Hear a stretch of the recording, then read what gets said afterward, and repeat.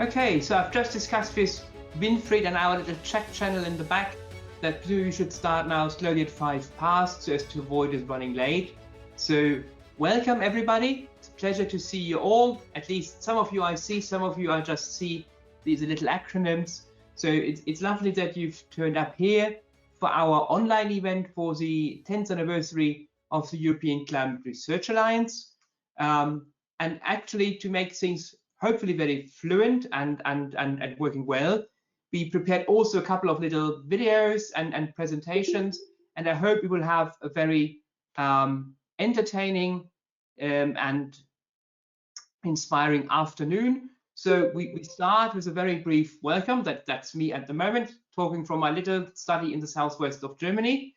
And then we have a little video that basically will be shared with you here online. And afterwards, we will hear from our collaborative programs. And I've already sort of identified most of our collaborative program leads here in the audience. And then we will have a couple of keynote presentations. And I also then welcome Peter Gibbs, who will be basically sort of leading the overall choreography for the keynotes and the questions and the panel discussion that follows afterwards. And then we have a small little wrap up, and we will basically chime out with some personal stories that will be also provided by Winfried over sort of the video channel. And so thank you very much for coming. I'm very much aware that obviously being an online format, we will have some fluctuations during the show. Some people will come in, some people will leave us, but I'm happy to see already many of you here, and I know quite a lot of those names I see on the list. So again, welcome. Obviously, and I think that's important to remember, we hope that we will meet live next year for a bigger event again, because also for this event, we had planned a couple of very interactive things like workshops, which we obviously can't do now. We didn't quite figure out how to transfer them to the online world. And so we are really looking forward to then see you next year. And so with this, I would basically hand over to Winfried so that he basically can play the small video. And while the video plays, people can get themselves another drink and warm up, and we can prepare for the things to come. So thanks again.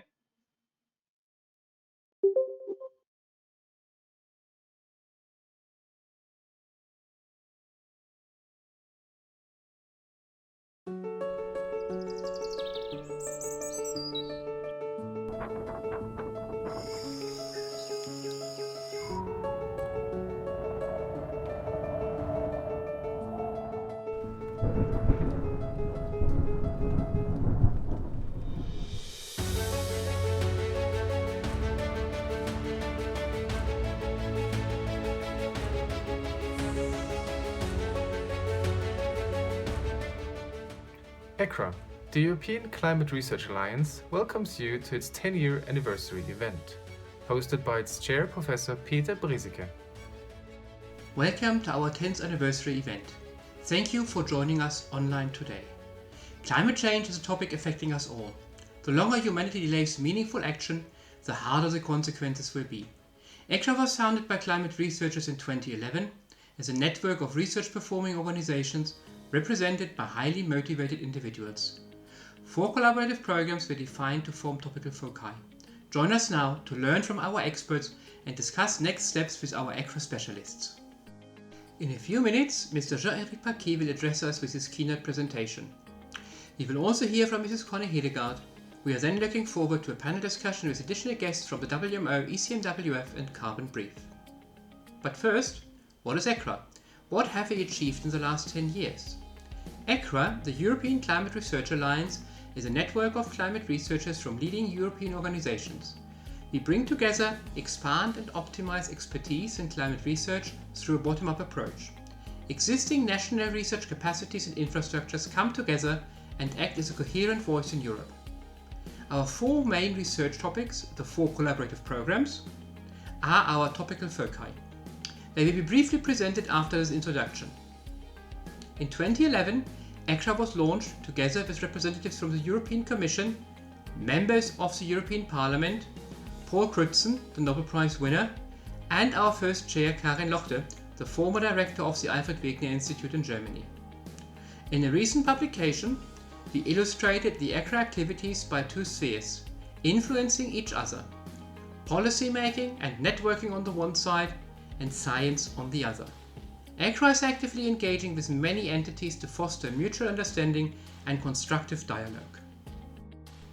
During the last 10 years, we have organized or co-organized various events, and our executive committee meetings have steered ECRA in its activities. An in-depth topical exchange is enabled by the collaborative programs. In 2020, our Spanish colleagues at CIEMAT represented ECRA at the COP25 in Madrid. Our secretary is an observer of JPI climate and vice versa, and we keep each other informed.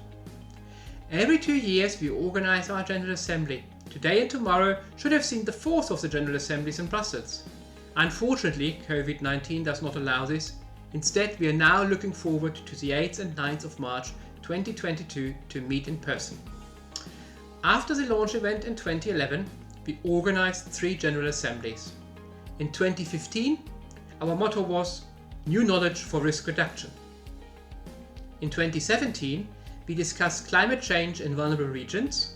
We highlighted the importance of observation infrastructures, collaboration between the science and policy making world, and how ECRA can support the Paris Agreement.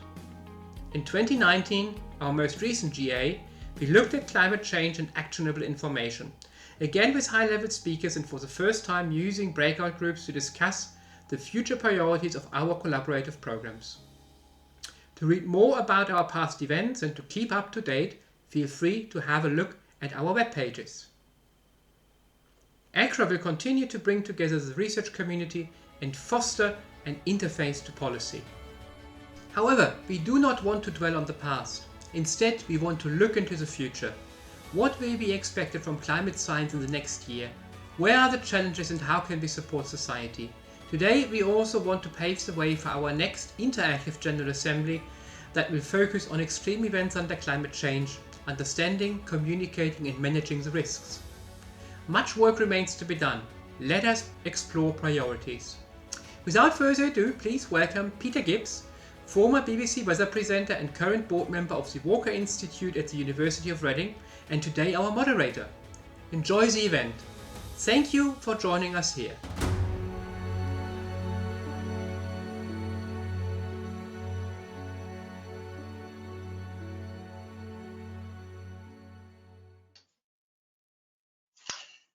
Thanks very much, Winfried, and welcome everybody this afternoon from a rather wet and windy southeast of England, but I suppose appropriate that we've got a high impact weather event heading in from the Atlantic at this particular moment for this meeting. When ECRA Chairman Peter first asked me to take part in this event, he did promise me a couple of days in Brussels with as much beer and chocolate that I could handle. But it sounds like we're going to have to wait until next year for that, Peter. But I'd just like to congratulate you and Winfried for managing, despite the challenges of COVID, to bring together such a high-profile group of speakers for this event to mark 10 years of collaboration in climate science across Europe. Now, of course, the theme of this event is reflecting on the past and planning for the future. I think as a scientist and a broadcaster who's particularly involved in communicating some of that science, it's been very encouraging to see how even during a global pandemic, the climate crisis is still consistently, well, is now consistently, in fact, rated a top priority in public polling, which it certainly didn't used to be in the past. I think a lot of that can be put down to the success of climate research over the last 10 years in establishing good, strong evidence of cause and effect. For example, through things like more recently rapid attribution. And I hope that's something we can come back to a little bit more in the panel discussion. But of course, looking ahead, there is still more work to do. There was a good example of this, I think, a couple of weeks ago with the Texas cold spell, record-breaking cold spell of weather across Texas. And of course, that brought out the usual crowd of people on Twitter using it to deny climate change. So how can the climate be warming if it's the coldest on record outside my house at the moment? That, of course, with the current state of the science, is a very easy thing to dismiss. But what seemed to me new was I also saw several people on social media claiming that this same event was absolute proof of climate change. And they were citing the theory of a warmer Arctic, reduced temperature gradient between the mid-latitudes and the Arctic region, that leading to a weaker jet stream, leading to more severe outbreaks of Arctic air through increased blocking. Now, of course, for many climate scientists, that is just as wild a claim as saying that a cold snap is evidence of the lack of climate change. So it was an interesting position to be in, to be trying to defend the science on both sides, if you like. I thought it's a good example of the importance of research and continued research in actually providing us with solid evidence, robust storylines to help communicate the message across to the public. Which brings us to our first keynote speaker, Jean-Eric Paquet, who's the Director General of the Research and Innovation Department of the European Commission, responsible for EU policy on research, science and innovation.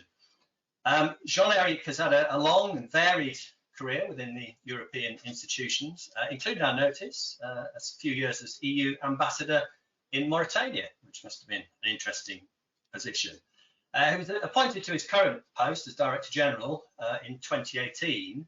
And we're going to hear now from Jean-Eric about research and innovation accelerating Europe's green and digital transformation. I should say at the end of the talk, there'll be 5 minutes or so where you can throw in some questions for Jean-Eric. He won't be able to join us for the panel later on, but one of his team, Philippe Tulkens, will be there to answer questions. So it's not your only chance, but if you do have questions that occur during the presentation, if you could pop those into the chat function on here, and then we can take them from there. So Jean-Eric, can I hand over to you?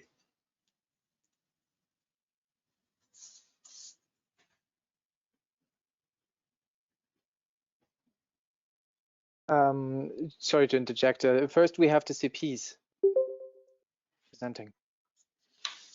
Oh yes, I'm sorry. I'm getting out of sync here. Let's take those first. The perils of online communication. Sorry about that.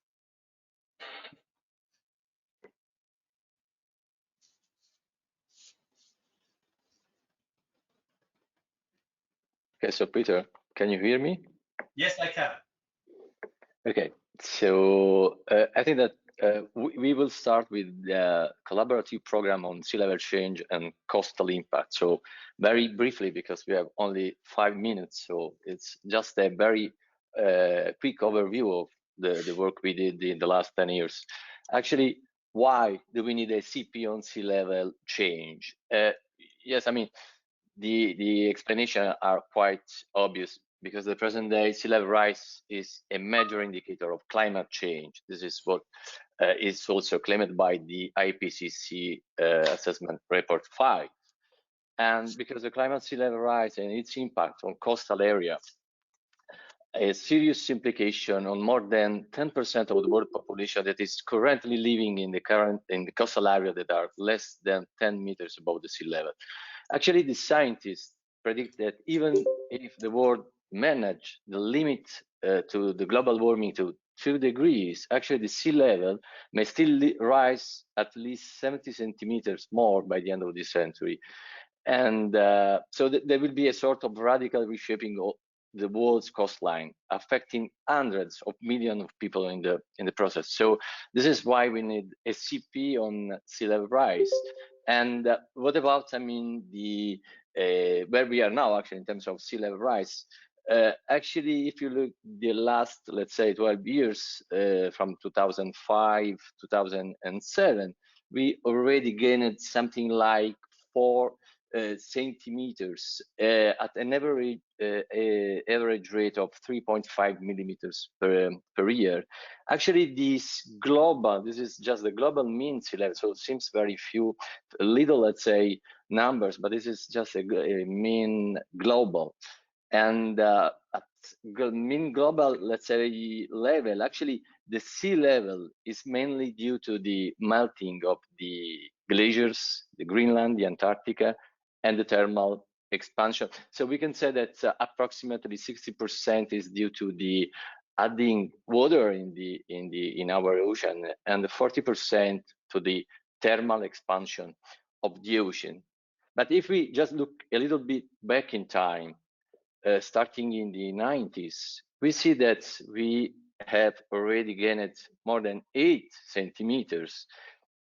And actually, if we go a little bit back in time, starting from the beginning of the previous centuries, we see that we have already gained more than 20 centimeters. And actually what we see here is that starting from 2000 on, I mean, there's a sort of acceleration. So we now are running at 3.6 millimeters per year. But be careful because, and actually, if we go using proxy data, we can go even further in the past. At the beginning of the 16th centuries, and you see that only from 2000, there's a very clear acceleration of sea level rise that, of course, is due to the anthropogenic, let's say, CO2 emission. What about these numbers in the future? So this is the projection of the IPCC. So we can have more than 1 meters higher in terms of sea level rise by the end of these centuries for a high, let's say, level of emission of CO2. But even though there will be I mean, if we are very close to the Paris Agreement, in any case, the sea level is projected to rise at least 70 centimeters. So in any case, the sea level rise will be a problem for, I mean, the coastal population. And but be careful, these numbers are just global mean. The sea level rise is a very regional, let's say, distribution. And here you see how the sea level is changing and has already changed in the past, depending on where you are in the on our planet, actually. And we know very well, I mean, that actually the sea level rise is not only a matter of melting, let's say, ice or thermal expansion, because there are also other components working on the sea level rise. There are tides, the subsidence, and the storm surge. And here in Italy, we know very well these stories because Venice is always hit by this kind of combination of effects. And just in November 2019, so just a couple of years ago, Venice was flooded by the most, let's say, one of the most dramatic floods in the last 50 years because of the combination of high tides, storm surge, and of course sea level rise. So mostly the entire Venice was completely underwater.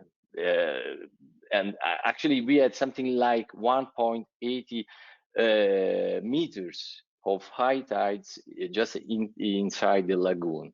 So this is why we need to work at local scale, because at local scale the situation can be even worse of these very, let's say, small numbers that are just centimeters, but at local scale centimeter becomes meters.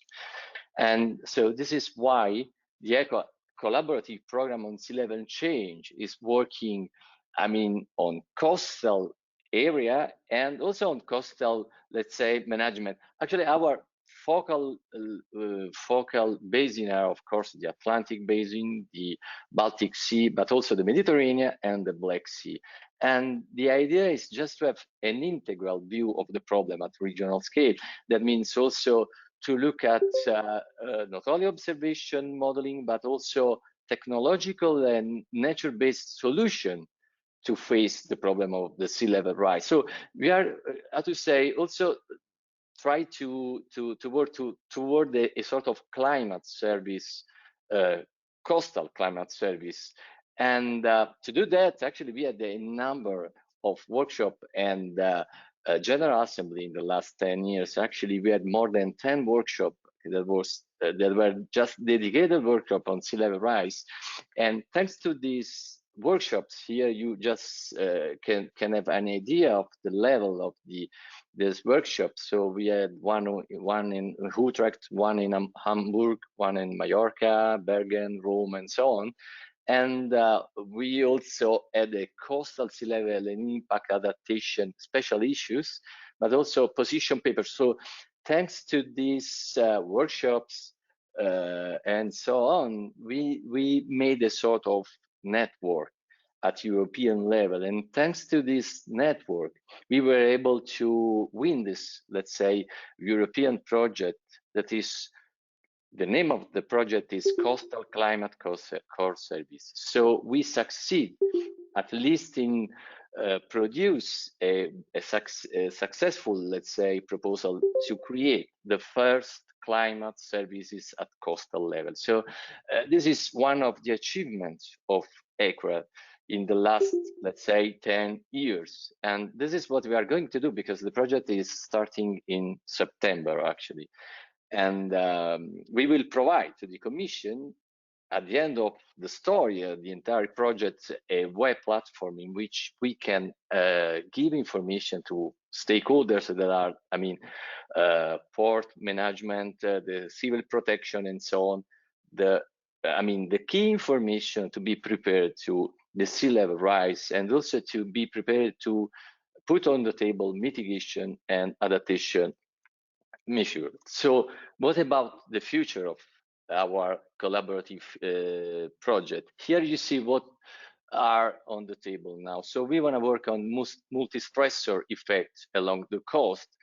That means not only sea level rise, but also extreme events on the coast, but salting of the land and so on. The sea level projection at coastal planning, that means what, when, and how much. I mean, so we are working to know exactly which approach we have to apply for different pieces of the European coast. And also, we want to work on the communication of the sea level change, because it's not simple at all to communicate the problem of the sea level when we say that the problem is 3 millimeters per year. So how to communicate the problem to the, let's say, normal citizens, and also the risk evaluation across spatial scale. So how the probability of Antarctic high sheet collapse can propagate to the coastal, let's say, of Europe, but also bridging the sources and impact both in physical and ecological domains. So we are also working on these two aspects, not only physical problem, but also the ecological problem that are all, both related to the sea level rise. And what next is also the evaluation of the sea level rise for the European coast, not only by the end of this century, but also beyond 2100, because we all know that the sea level rise will rise even farther in the future for centuries. So in any case, we have to face this kind of problem. And that's all from my side. Thank you. Thanks very much, Gianmaria. Yeah, I think it's one of the most surprising things always to a non-expert, just how much sea level rise varies across the globe. The tendency is to think that it's just going to be an overall rise everywhere. But a great example there of the advantages of collaboration. Elisa, I think we hand over to you now, Elisa Palazzi. Thank you very much for introducing the next collaborative program, which is titled The Changes in the Hydrological Cycle, and is co-led by myself from the National Research Council of Italy and Ralph Ludwig from the Ludwig Maximilian University of Munich. I start saying that this is a more, let's say, transversal collaborative program, because the hydrological cycle involves many components, and as you will see, there are many interactions with the other collaborative programs. And the focus of this CP is to study the hydrological cycle component, its changes, and also its impacts on both global and regional scales. I would say with a twofold aim. On the one side, to understand the processes and the mechanisms and the feedbacks behind the functioning of the water cycle, and on the other side of understanding the changes which are occurring in response to different climatic conditions. And this is done following a transdisciplinary approach, and especially a multi instrument approach using both observations, model simulations by means of global, regional climate models, but also impact models, hydrological models, eco-hydrological models, and of course downscaling techniques. So far we have mainly worked around three topics within these collaborative programs, which are the one listed here on the left part of the slide: global precipitation changes and runoff, the interactions between the climate and atmospheric scales and the land surface processes, which occur at much smaller scales. So in just a word, the cross-scale interactions and changes in the hydrological cycle in specific regions, so-called hotspot areas of the globe, like the Mediterranean region, for example, and the mountains. And all around these three topics, we have performed our activities, such as the organization and or participation in different workshops, workshops just focused on our specific collaborative program, but also joint workshops in collaboration, especially with the high impact event collaborative program. We participated and organized several meetings, splinter meetings, side events, and sessions in different international, European, or national conferences like the EGU, the AGU, like the Gluponers Observation Week conferences, or specific conferences that, like the Climate Change and Water Conference in Tours, France. And all these past events are listed in the ECRA website, of course, for our and for the other collaborative programs. We also participated in responding to European calls, like a very recent one, which was unfortunately not funded, but it was a very nice way to put together all our expertise.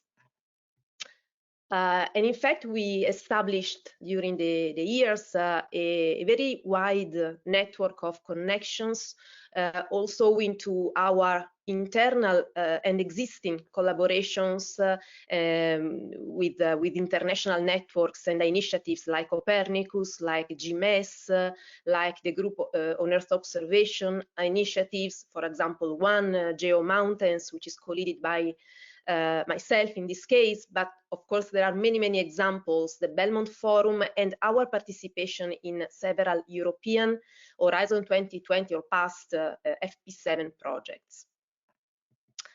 As for the future perspective, we often talk about inclusion of new pillars, new themes in this CP, and of course every suggestion in this case is very much welcome. New themes like, for example, the Earth critical zone, which is very important, and the hydrological cycle plays a very important role for that, or focusing on the geosphere and biosphere interactions, or analyzing, for example, the paleoclimate history of the hydrological cycle and its changes. Another thing we want to address is a wider collaboration with other kind of scientists. This is something we have already started, but can be improved a lot. So socioeconomic scientists in particular, because we want to make some research which is more impact oriented in a way. And more practically, we want to publish, or to work on some technical paper, like some white papers, or even more specific paper within the CP, but also in collaboration with the other ones. And of course, trying to find funding sources in order to make our collaborations really operational. In terms of upcoming events, we would like to make a next physical meeting for our collaborative program as soon as the conditions will make it possible. Probably will be held in Italy, in Rome or in Turin. But we have another online conference which will be held very soon in May 26th, the Climate Change and Water Conference, this year edition, where both myself and Ralph Ludi will give a talk. And I think that it was very quick. This was the last slide. We thank you very much for your attention, and I speak, of course, also on behalf of my colleague, Ralph. Thanks very much, Elisa. As you mentioned, lots of this information is available on the ECRA website, which I found very useful for myself in preparation for this event. I see that Jean-Eric Paquet has joined us. We've got two more programs to look at. Martin, would you be able to manage that in less than 5 minutes? Because I'm conscious that Jean-Eric has a very tight schedule, and I can perhaps go to Lars after we've heard from Jean-Eric before we go to the tea break then, just to make sure we get the best of the time with Jean-Eric. Yes, thank you, Peter. I certainly will. Well, good afternoon, everybody. My name is Martin Drews. I'm the co-chair together with Philippe on the High Impact Events and Climate Change CP. Now, it probably doesn't elude anyone's attention that actually high impact events, meaning extreme climate events, but also climate events that are kind of linked to sort of socioeconomic losses, in whether it's sort of directly caused or sort of interactively caused, or in terms of cascades or compounding events, has gained a lot of attention. And these few slides here, or this slide sort of basically tells you from an insurance perspective that we have seen a lot of more events, and those events of course have caused more and more impacts and more economic losses and more attention everywhere. And the high impact events CP under the European Climate Research Alliance essentially aims to sort of address all of these issues, including sort of socioeconomic issues, under one. So we go across essentially all the activities that we're hearing here today. And on that background, I mean, this slide shows some of our main aims and scope. We look at mechanisms, we look at projections, we look at the production of information, and of course, based on the most recent attention on climate services, it's of course quite obvious that this sort of work that we're doing here is also linked to the whole development of climate services and climate information for actionable, for sort of action, whether it's in vulnerability analyses or adaptation or interdisciplinary collaborations and so on. We are really a cross-cutting CP, and the broadness of our activities sort of actually reflects this. Now, it also means that this CP, maybe more than in any of the others, sort of linger within some of the ongoing activities in Horizon 2020 and Aero4CS and Copernicus and other things, because there's a lot of attention on this. So basically, the mission we have is to essentially stimulate more of this international cooperation, as Peter already said, to be kind of a bottom up. I mean, there's plenty of activities in this domain which sort of comes top down or stimulated by a lot of the funding streams that are coming around, but maybe there's not that much sort of bottom up activities in this domain. So this is essentially what we have been focused on the last 10 years, is to basically do this and to sort of stimulate things from the bottom up. And in fact, we have quite a number of people who are either core partners or have been across our CP activities who won, Horizon 2020 proposals or other proposals, and many of the active members are already involved in many activities. So maybe we play a slightly different role than some of the other CPs in terms of doing this. Now, one of the things we really aim to do in our CP then is, of course, to be first movers. And as was already just mentioned, our CP, or rather my co-chair, Hilbert Grekov, led a Horizon 2020 proposal, where also the hydrological cycle CP were involved, and ECRA as a whole was involved on artificial intelligence, which is really one of those cutting edge things. We made it all the way to the second round, where we just, I guess, lost by a hair to actually some other good people.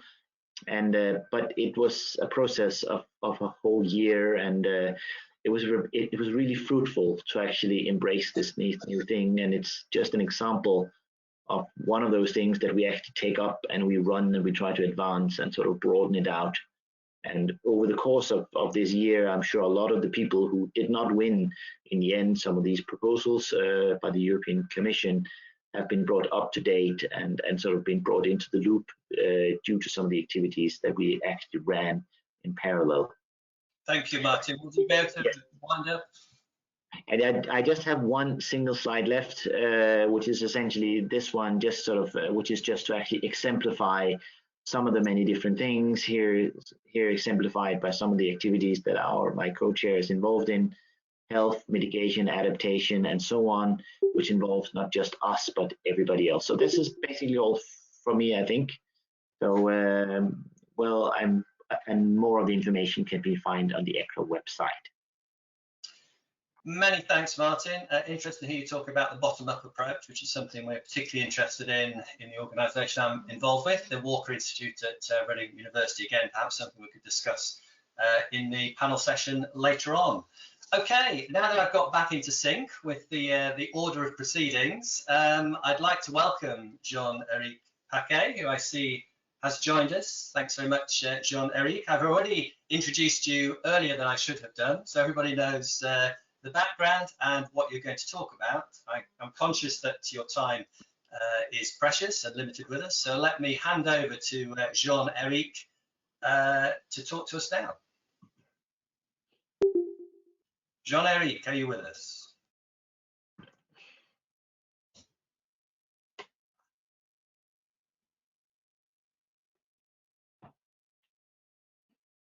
We can see your slides, but we can't hear you yet.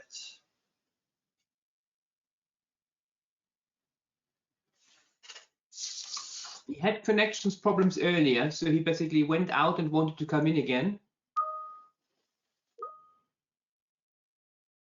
Perhaps he hasn't been able to rejoin in that case. Okay. Well, in that case, I guess we should move on in the expectation that Jean-Éric will be able to join us. Jean-Éric, I'll just try one more time. Are you with us? Can you hear me?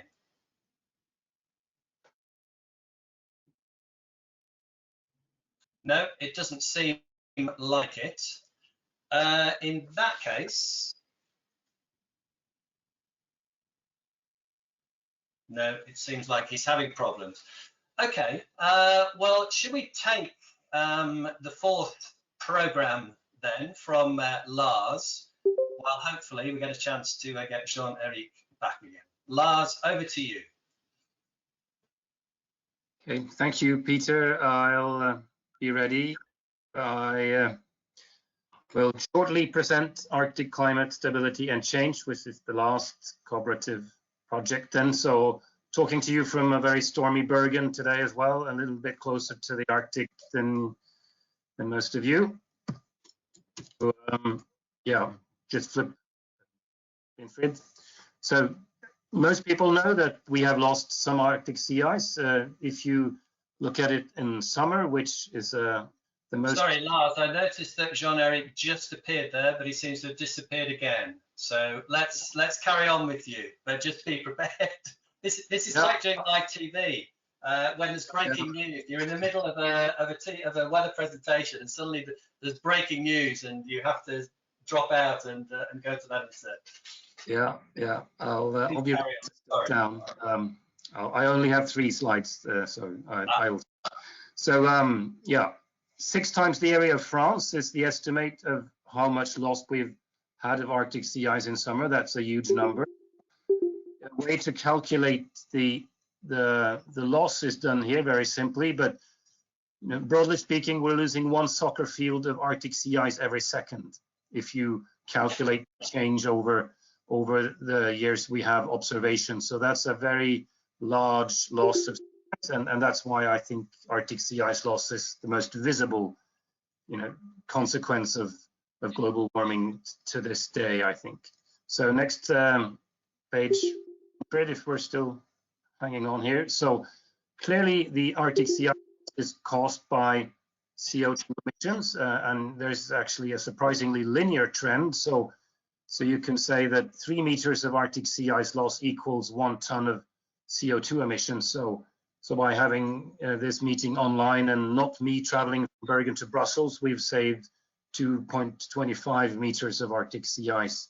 So clearly we should stop emitting CO2 and maybe then save the Arctic sea ice. That's the next upcoming slide. So just keep going. Yes, please. Yeah, so this is the new set of IPCC simulations. Paris Agreement is shown here in green. So if we manage to stick to the Paris Agreement, then there will be a good chunk of Arctic sea ice again left. If we don't, then we will clearly lose the Arctic sea ice within, maybe the mid 20th century. Mid 2050 roughly. So I have one more slide, what we would like to do in the future, why we need to continue Arctic sea ice or Arctic climate research. We do not know the circulation response, as you alluded to, Peter. There's strong debate within the Arctic Climate Change Society whether this has triggered circulation change in the atmosphere or not. And we are not able to forecast Arctic climate well, and we don't know the ecological consequences of that big ice loss.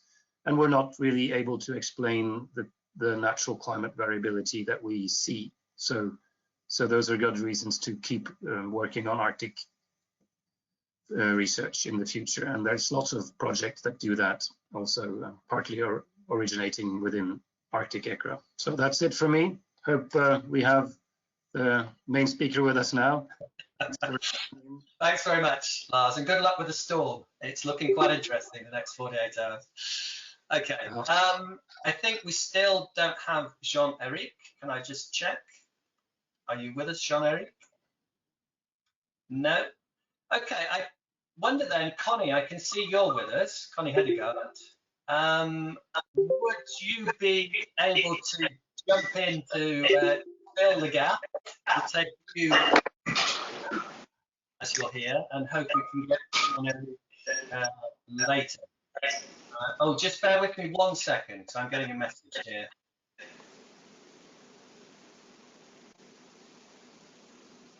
Apparently the sound is very bad. Connie, just bear with me 1 moment. Jean-Eric, I can see you. But no, the sound. Yeah. Can you hear me now? I can. Can you just talk a little bit more to see what the quality is like? I would say I have major connection problems. It's up and down all the time. So I had the benefit of the slides, but heard your presentations occasionally only. And when I heard them, they were really interesting. I very much liked the football pitch every 0.8 seconds. I mean, this talks, and I will certainly reuse that. I'm sure it's solidly grounded in data, so thank you for that. But if Peter, if you hear me, should I get going? Yes, I do hear you, and that connection seems to have stabilized. And I thought exactly the same thing about the football field figure, so I'll be using that as well in communication. So yes, Jean-Eric, please carry on. Connie, thanks for standing by. We'll speak to you later.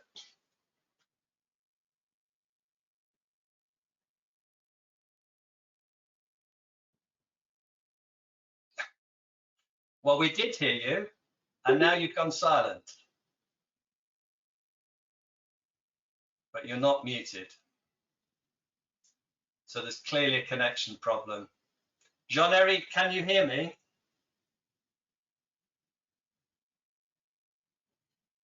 I'm sorry, but we can't hear you anymore. Yeah.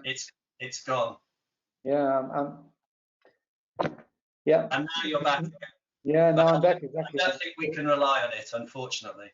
Yeah, I'm afraid so. So I think but I mean, Connie, who I see also knows everything. Yes. On what we a lot, Connie. You know a lot on what is ongoing right now. So you will certainly be able to cover some of the ground. And Philippe Tulkens will be in the panel a little later. I will let him know that I did not have the opportunity to speak, and hopefully he can then, at that occasion, also cover a little bit of ground. But I wanted to thank you, and I hope you're hearing me thanking ECRA for the great work done over the last 10 years. We need climate science in terms of knowledge, but we also need climate science and scientists in terms of impacting on choices made by policymakers and the willingness of society to change. And I witnessed firsthand several times that where a meeting starts with a scientific presentation, even a short one, setting out what is happening, this focuses minds and allows much better decision making. So I'm trying now to see whether we can have the benefit of these short presentations for as many meetings as possible, because we all know, but being reminded and confronted with the knowledge by one of you is immensely impactful. So keep it up, and I'm sure we will continue to interact on many fronts. And again, happy birthday, and looking forward to your Congress in 22. Thank you very much, Jean-Luc, but I can now hear you very well. You need to be a bit more stable. Yes. Okay. Let me have a go, and if I lose you again, then I will stop. So please wave when you've lost me. Okay. Well, this was nevertheless a big part of my message already. You know that climate policy.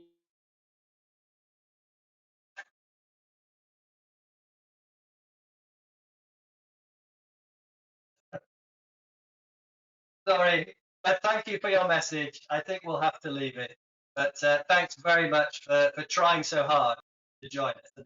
It was good we got to hear you, at least partly. Thank you very much.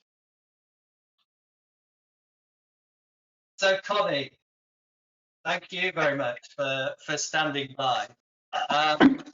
Let me just, for those who don't know, perhaps all your background, give you a bit of an introduction before you launch in and save the day.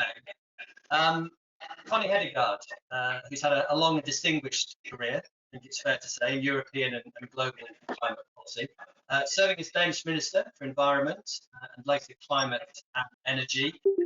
Had the huge job of hosting the COP19 Climate Change Conference, Copenhagen in 2009.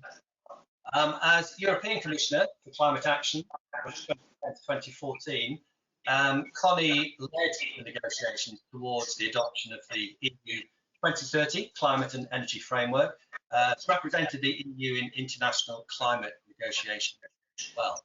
But most recently, she's taken up the chair of the newly formed EU mission on adaptation to climate change, including societal change, which of course is an integral part of setting the priorities for the Horizon Europe research program starting this year. And Connie, I think you take the prize for the most intriguing talk title of the day. So far, so good, but now it gets challenging. Over to you. Thank you so much, Peter, and I hope you can hear me well. Thank you very much. I think that actually back in 2011, when you were just established, I had the chance of being with some of your group. So congratulations very much with this 10th anniversary. I must say, I obviously do not come from the scientific community. I come from the sort of policymakers and regulators side. And as Jean-Eric Paquet had time to say before we couldn't hear him anymore, was that it is immensely impactful what the climate community, the scientific climate community, has been achieving over the recent many years. I mean, it's not only about making the natural science case It's also to a larger and larger degree to have provided sort of the economic case, and also sort of come up with new models of different sorts that can be sort of useful in the public domain when policymakers and citizens need to understand sort of why is this so imperative that we handle and tackle the climate change challenge. It has really made a difference. And if in doubt, then ask your colleagues working on biodiversity or other topics. It really makes a difference that we have the way to work together in the climate community. And that is, of course, not because other fields do not have science and knowledge to offer, but I think one of the strong differences have been that there has been a strong focus on climate communication of climate science. Some of us remember back just before COP15 in Copenhagen and the leak from the East Anglia University and the documents and the whole sort of row about all these things. At that time, one of the very big families behind one of the big philanthropic foundations came to me and my team and said, if we want to put some money into climate, where could money make the biggest difference right now? And we were not in doubt to say it's about communicating the scientific case, because that was really what was still very much needed 10, 12, 14 years back. So I think that has been a tremendous success. Now today the discussion is not whether there is a climate change challenge. Now people realize that climate change is happening, that the warnings from scientists were for real. It's actually fits very well with what we see happening these days. So now the discussion is very much on the hows, on what to do. And that's why that was the first sort of half of my the headline for my brief intervention here. So far, so good. In that sense, I also believe that COVID maybe can help a bit in what is in store for us when continuing now to move forward. Because, I mean, it is not very long time ago, we still very much discussed the tendencies, Trumpism, anti-facts, anti-science.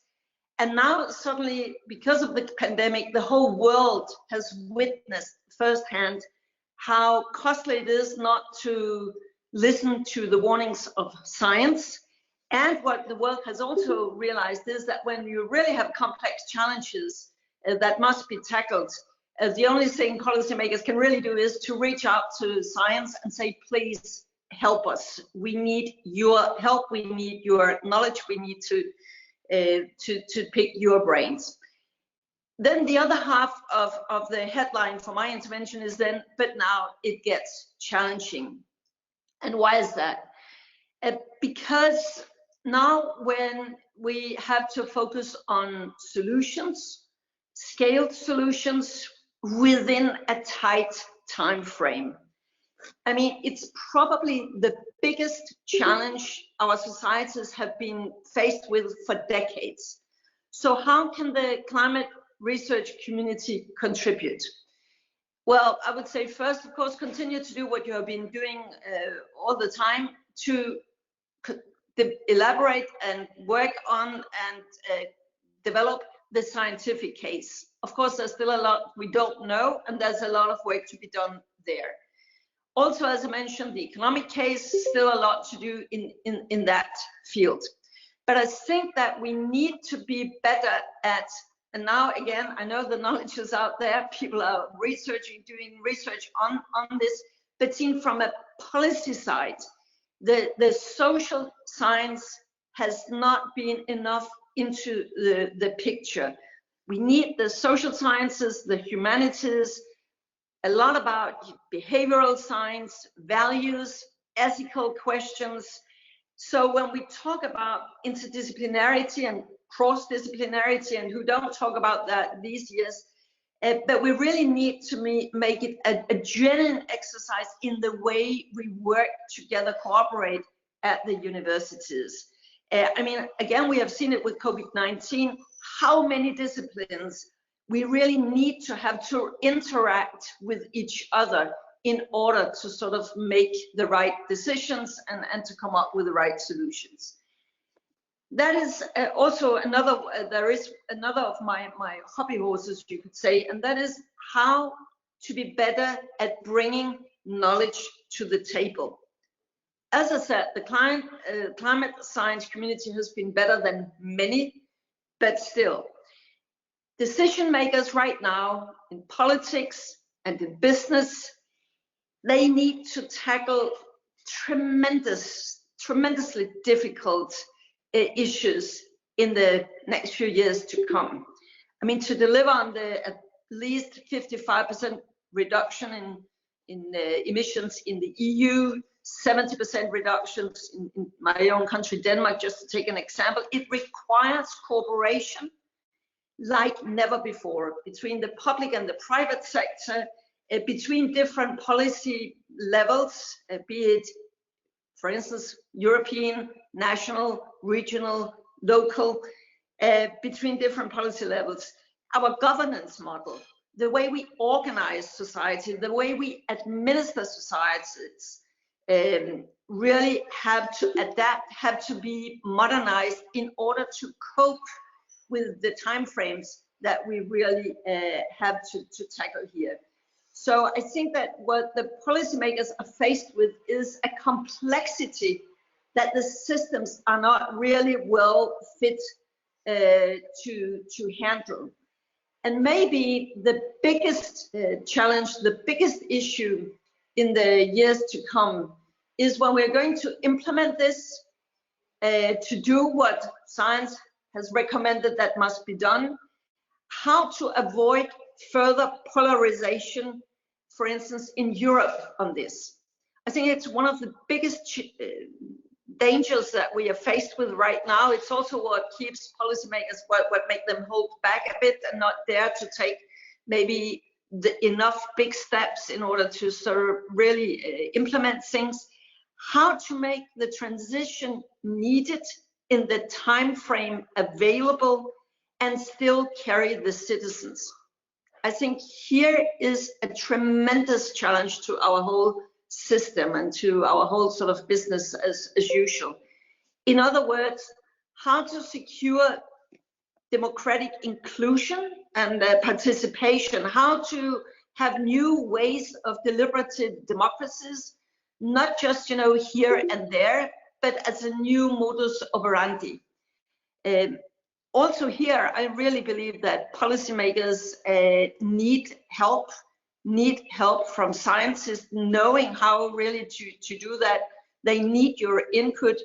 We could also put it this way, that if our societies don't manage to handle this part of the huge challenge, then climate change risks not only to be a very polarizing issue within not too long, but it would also risk really dying now when we are on the brink of really making bigger steps.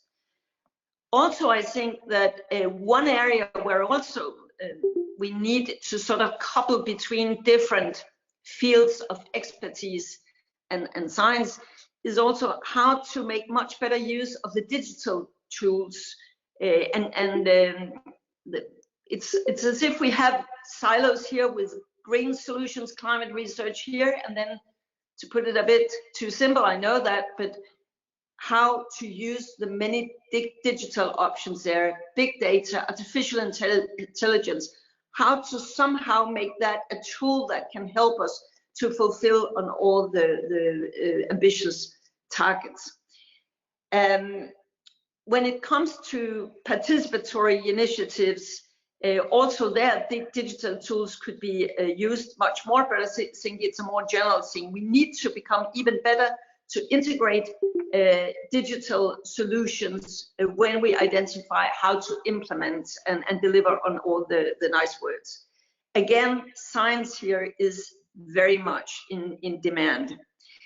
I think that there are some very challenging balances for the scientific community in some of these things. For instance, I saw recently in Bill Gates' newly released book, sort of how to avoid the climate catastrophe, where he sort of say, yes, we need basic science, but then he questions the sharp division between basic science and applied science, and mentions with Louis Pasteur as an example that sometimes you really come to the basic science also when you look for something specific.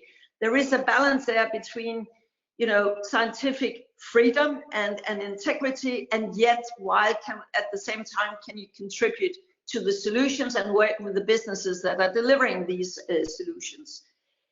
I don't know about how you see this, but I think that we have another paradox that is really, really challenging to balance in the years to come, because we live with this extremely increased complexity in society.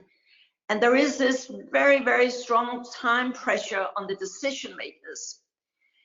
And yet the science community, for very good reason, and research community, is characterized by being, deep, anything but surface going deep, and anything but fast, because the tendency would go, of course, to be slow and find new things.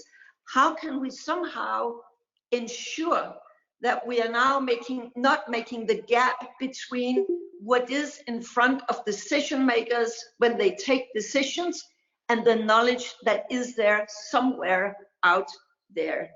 I think we really have a very, very big challenge there. And my final point is then how to cope with that. Yeah, one of the things I mentioned, stronger cooperation across faculties, across universities, across even national boundaries, of course. But this to pool our resources more, to work more together, to me seems like the logic response. As I mentioned, yes, something that can be done at all sorts of levels, also at the national university, but at EU, and that was probably what Jean-Jacques Paquet would have mentioned a bit more had he had the chance to join us here. I would end up just using the 2 last minutes or something like that to mention EU's 5 missions.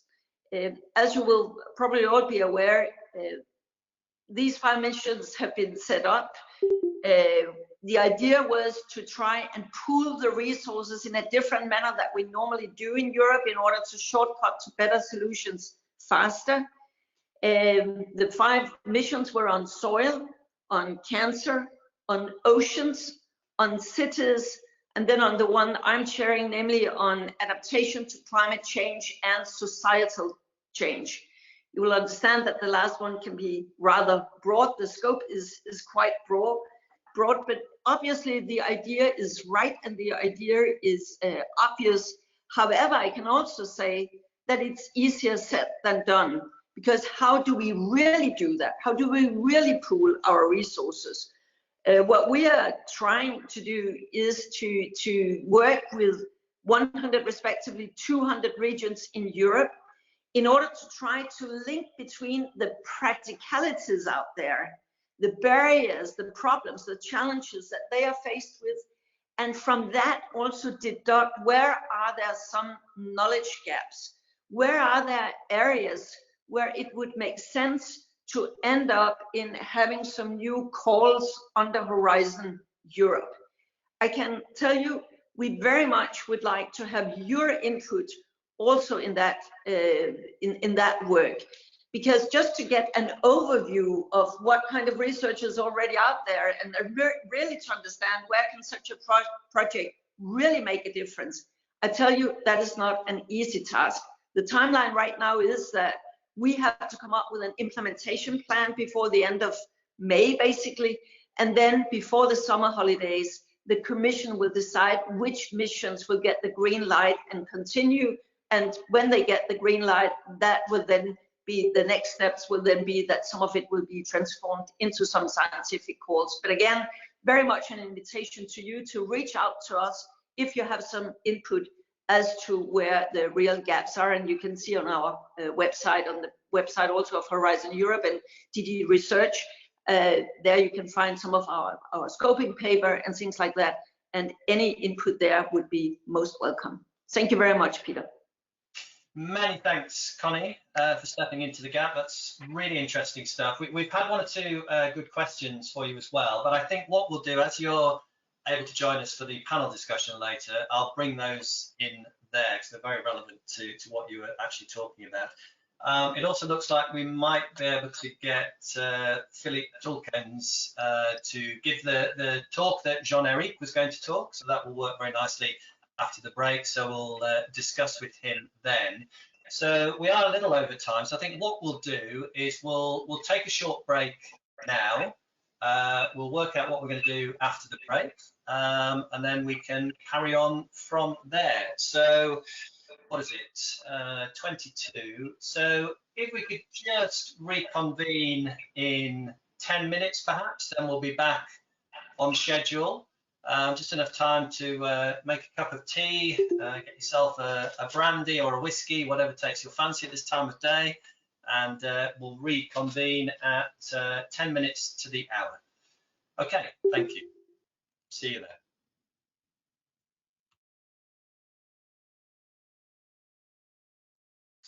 Okay, well, I think everybody is back, and so it's time to welcome Philippe Tulkens. Many thanks once again for stepping into the gap. So Philippe is the acting head of the Climate and Planetary Boundaries Unit within Jean-Eric's Research and Innovation Directorate. So Philippe, over to you. Thank you very much, Peter. I heard part of Connie Hedegaard's speech. She provided very relevant element. I hope I will not repeat too much of what she said, but I'll go on, and I look forward also to answering questions. I guess we'll have some time to discuss this. Yeah. Okay, so by the way, Jean-Eric was interrupted by technical issues, and you know that the European Union has two priorities: the Green Deal and digitization. I think that on the second priority we need to improve. Because we were unfortunate today. But the great advantage is with this audience, I don't need to remind you that climate change is a reality. That's obvious. But it's good to reflect back as proposed in the theme of today's event, as science has reported now since more than 30 years through the IPCC with ever stronger evidence. The situation is bound, the climate situation is bound to get worse before the climate can be stabilized. And it would take unprecedented efforts to keep warming below twice the level we have experienced to date. This is why the von der Leyen Commission has made the fight against climate change within the Green Deal a top priority. For its mandate, and the European Council acknowledged that climate change is an existential threat to our society. So these seems to be big words, but I'm a former climate researcher. I moved in policy quite some years ago, but frankly, also as a citizen, I never expected that this would become a top priority of the Commission. I've been through so many discussions on the urgency, the importance of climate as a threat. I think we should all reflect on this achievement that is really thanks to the science. This policy is one of the best examples of what science can produce to alert the politicians and kind of encourage them to decide. The European Green Deal sets the European Commission's long-term vision for a climate-neutral Europe by 2050. And it calls on the pivotal role of research and innovation to realize it. The climate neutrality objective is to be enshrined into legislation through the European Climate Law proposed last year by the Commission and currently debated by the co-legislators. The climate mitigation ambition for 2030 has also been enhanced. You know this, but I'm repeating this because it's very important. The level of ambition is somewhat impressive, even if we know that it's never enough. So it has been enhanced to 50% reduction of greenhouse gas emission from 1990 level, which means that technology-driven and other solutions available today need to be implemented much faster than we ever did in the past. And this notion of urgency for the deployment of solution is key Connie Hedegaard alluded to, and I will insist on this point because it changes also the way we have to conduct the research and care about what happens to the results of the research. Moreover, as climate change is happening, the EU must adapt and build resilience to the unavoidable consequences that we will be facing. This is why the European Commission adopted recently a new EU strategy on adaptation to climate change. I encourage you to read it, as it offers opportunities for your professional activities. Many actually. This strategy is strongly based on research and knowledge, and that is reassuring. On both the mitigation and adaptation challenges, climate research and innovation is essential to improve our understanding of the climate system and to enhance our capacity to address it, along with other related challenges, such as the biodiversity crisis. You said, Peter, that I was heading a unit dealing with climate and planetary boundaries. This notion of integration of the different planetary boundaries, in particular the biodiversity element, is key and changes somewhat the mindset as well. I'm a former climatologist, as I said. I had to learn on biodiversity is even more complex than climate, but this integration is a challenge for everyone, but needs to be done, absolutely. The research community is at the source of producing the indispensable scientific knowledge, but also in developing innovative solutions needed to mitigate and adapt to climate change. Climate policies is one of the best examples, as I said, of science-driven policy at EU level. As today's events reflect on the past, to plan for the future, I would say that we need to further strengthen the efforts on the development of knowledge and ensure that the uptake of solutions developed through research and innovation activities by society is happening effectively, efficiently, and at an accelerated pace. I said this already, but I'm repeating because this notion of urgency is key. For once, in the world of EU policies, a vision for the next 30 years has been decided at the political level, at the highest political level, while short-termism is often actually a criticism that is addressed to policy leaders.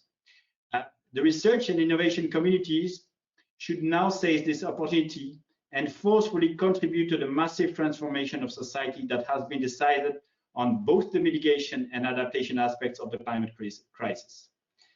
In such challenges that seem very ambitious, the good news is that research and innovation can help accelerate Europe's green and digital transformation by creating economic growth compatible with our planetary boundaries. Scientific evidence told us repeatedly that we need to move faster to become climate neutral by 2050. We have to reduce four times more emission in the next 3 decades than we reduced in the past 30 years. European Commission services are working hard on a comprehensive revision of all key climate and energy legislations aimed to achieve these increased ambition. The proposals are to be tabled in the summer this year, and they are expected to provide a relevant framework to boost the demand for climate solution. On the supply side of climate solution, research and innovation was, as it should, ahead of policy. The Commission launched in September 2020 a €1 billion Green Deal call under Horizon 2020, with the goal to accelerate the just and sustainable transition. The call received an overwhelming response, with proposals exceeding available funds several times. This shows the vitality of the European climate research community. For the coming years, Horizon Europe will be a key instrument to accelerate Europe's recovery, preparedness and resilience, and to achieve the Green Deal objectives. Overall, 30% of the EU multi-annual financial framework and next generation EU budget, the budget for the recovery, will address climate change through the different policies and programs. 35% of Horizon Europe budget will be committed to climate-related activities. This is a major effort. This effort needs to be deployed through a coordinated and transdisciplinary strategic research, innovation, and investment agenda, resulting from the closer cooperation between scientists and the practitioners of the ecological and social transition.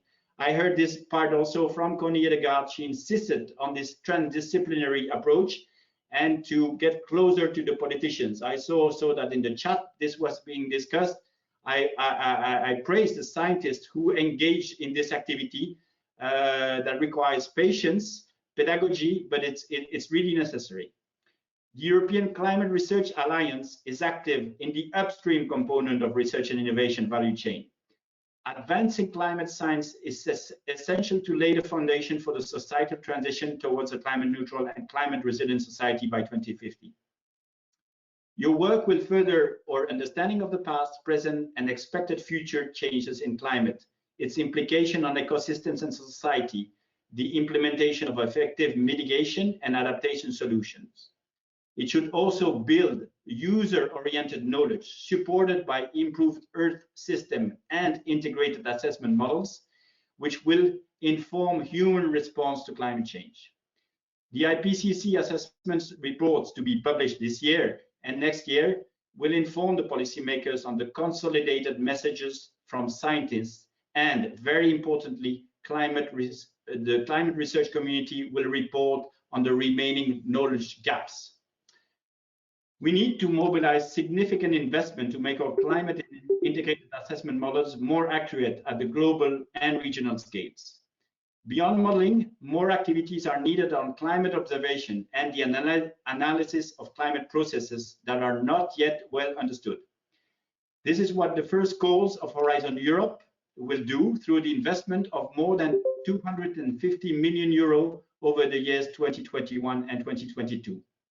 From a policy viewpoint, increased transparency in modeling activities and improved access to data and services are necessary for policy development and to the benefit of all citizens. Further incorporating social sciences and behavioral science in the development of climate solutions is essential to enable the just transition. This was also stressed by Connie Hedegaard and is very welcome. We need to build on the knowledge developed under the European Framework Programme for Research and Innovation and to accelerate its transfer to the economy, policymakers, citizens, and the whole society.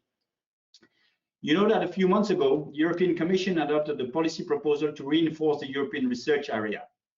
Such area is not an end, but a means to strengthen EU R&I capacities in all priority domains to address EU key challenges. I would like here to call on ECRA's collaboration with the JPI Climate, with whom I meet regularly, in strengthening the cooperation between the EU and the member states' research and innovation programs on climate change. More alignment is possible, and efficiency gains will increase the impact of EU research, which is among the best of the world in this field. The green transition should be just and inclusive and requires profound adaptation in lifestyle, behavioral change, and the direct engagement of citizens. Science needs to be brought closer to civil society. This is not a slogan, it needs to happen. This can be achieved through greater outreach and more active engagement of citizens and local communities, including nurturing social innovation. Horizon Europe's missions, such as the mission on adaptation to climate change, to which Connie Hedegaard referred, aim to mobilize a vast range of stakeholders and resources towards this objective and accelerate the demonstration that solutions exist for climate resilience. Education will play also an essential role by raising awareness and teaching key competences to act on climate change and for sustainable development. Science can support the definition of educational programs developed in close cooperation between teachers and scientists. Citizen science and environmental observation can help better monitor and reduce individual carbon and environmental footprints. All this shows that there has never been a bigger need for the research activities that ECRA and its members have championed for the past 10 years. We count on your valuable contribution and insight for the next decade and beyond. Thank you very much. I hope this was informative and helpful. Thank you. Thank you very much, Philippe, for that. You mentioned questions in the chat, and I think this is a really interesting area, that interaction between scientists and policymakers, which is so crucial in terms of making progress in things like combating climate change. It's really been highlighted in the UK, I think, during the COVID crisis, like never before. It's been so visible, the interactions between the scientific advice and the politicians' interpretation of that advice in terms of the politics of the situation as well.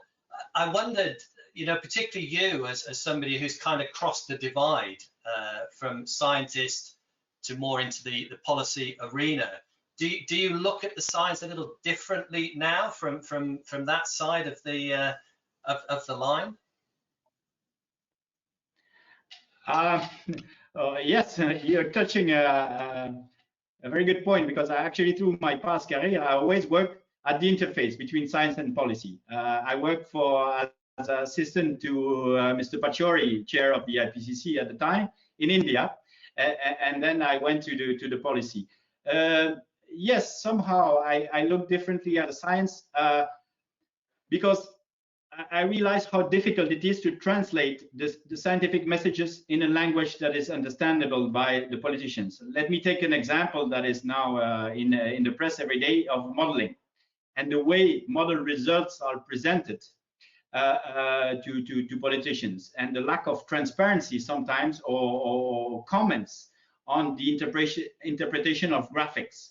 With a graphic, you can show anything. However, it should be really in the role of the scientist to make sure that the proper explanation and also the limitations of the models need to be provided in a very transparent way.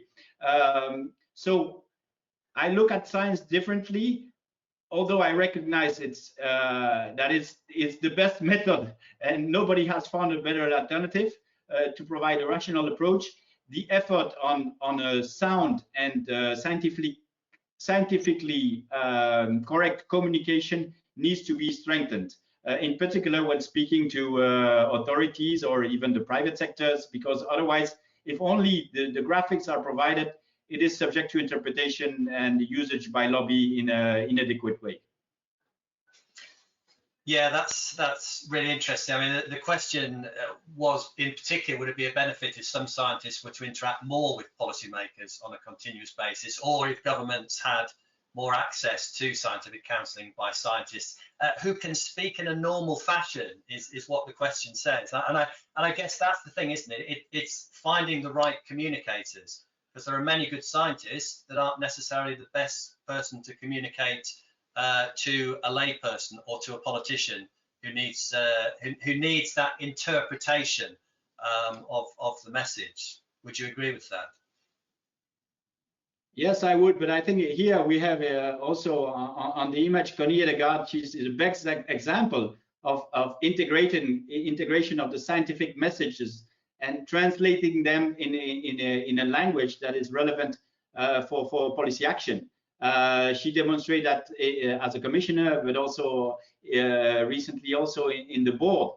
And the scientists need to learn not to replace politicians, but really to interact with them on a frequent basis, and in order to always provide them with up-to-date, balanced, and solid information. And I would encourage all of you to do that, even if it means deviating a little bit from the usual work, which is preparing the best and the most prestigious publication.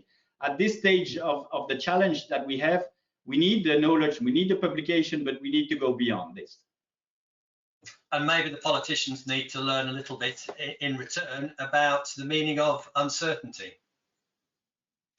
Yeah, but I must say that as a former scientist, I'm very impressed by how much politicians can digest and swallow in a very short amount of time. I'm full of admiration for them, who are briefed sometimes on an issue they don't know much about, and are able to translate that and to talk about those issues as if they would have worked for a long time on those. And we cannot expect them to become climate experts, but we need to brief them properly with the relevant elements that they can use for policy action. That's my viewpoint. I don't know if Connie supports this. Well, we'll find out in the panel session, I think, which is coming up now. So what we're going to do with this, if I can ask the panel members to join by switching on your cameras, then we'll all see you. We're going to have very brief presentations from 3 of the panelists, and then we'll go into a discussion phase. So first up, Michel Rixen, who leads the overall coordination of observations, data and modelling efforts for the World Climate Research Programme at the WMO in Geneva. Michel has a background in oceanography, and he's going to tell us a little bit about climate science in support of society, the successes, the challenges and the opportunities. Welcome, Michel. Thank you, Peter, and hello everyone. I hope you can hear me. Yes. Yes, that's good. Yeah, good. So thank you again for the invitation. I feel honored to be part of this distinguished panel. So as you said, I'm coordinating observations, data and modeling activities. I'm sitting with WMO, but I'm working for the World Climate Research Programme, which is co-sponsored by WMO, but also IOC of UNESCO and the International Science Council. So thank you very much, everyone, for joining this celebration. Happy anniversary to ECRA. Congratulations for those 10 years of achievement. And it's great to see actually so many people and familiar faces on this call to celebrate that.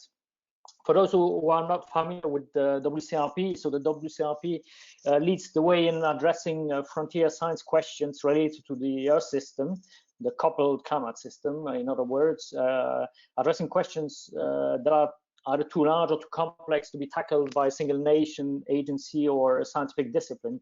So really our recipe is to get a critical mass of brain power to tackle those questions.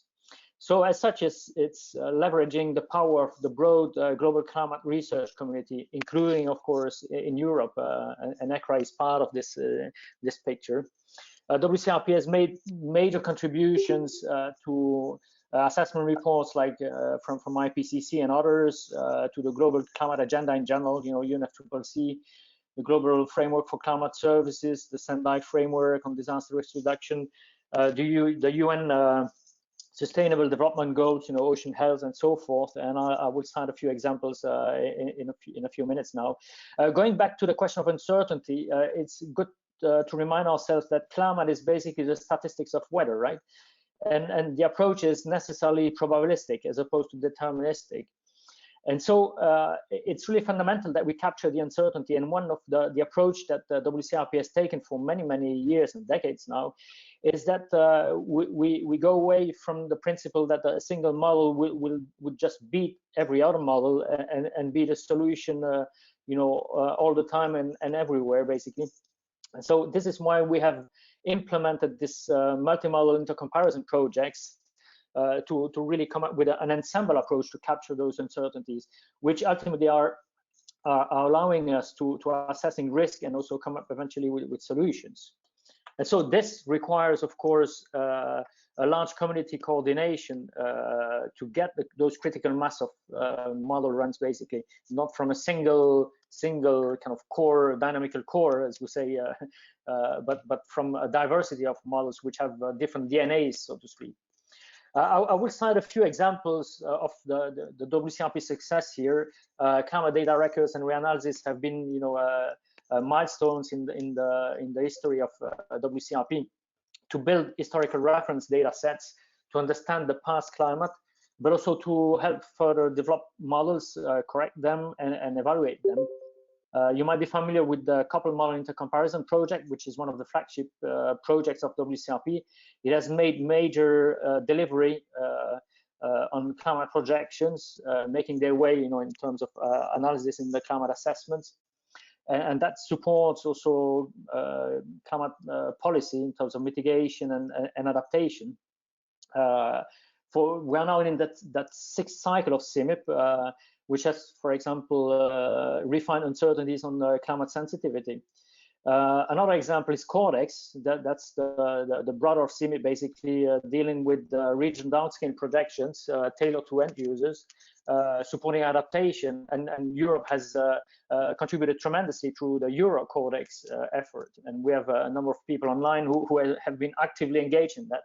Yet another example is the whole, seamless predictions from sub-seasonal to decadal predictions, and there have been major improvements on skill on those models.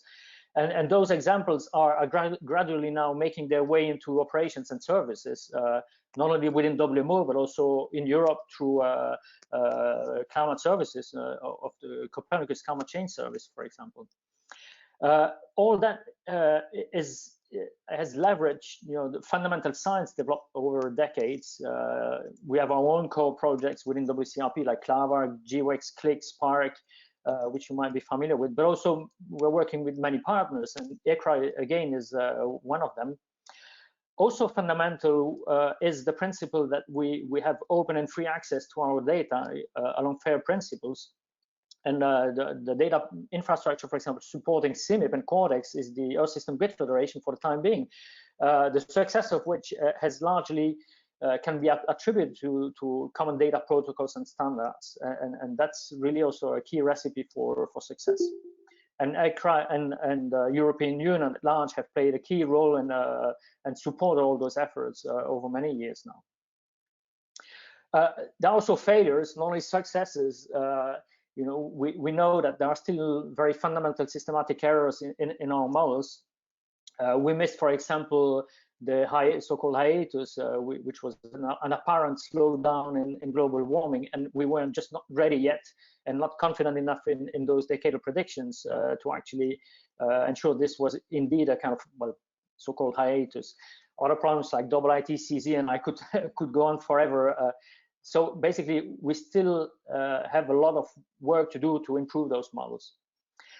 Many challenges ahead. Resourcing is one of them, and this is also part of the role of the DGRTD, for example, in continuing to fuel innovation into improved services and policy making, and that has to be matched by resources, of course. There are bottlenecks also in our Earth system science, across components, and we've seen a few examples in the ECRA project presentations, across spatial temporal scales, across disciplines and communities. The need for the inclusion of social science into our working was also highlighted a few minutes ago. So basically, a key message here is that fundamental science is still needed, and WCRP is coordinating and developing now new lighthouse activities, not only on the understanding part and the prediction part, but also on assessing risk and developing solutions. Also building into the digital Earth era. And so again, here ECRA and Horizon Europe are also preparing and paving the way into this.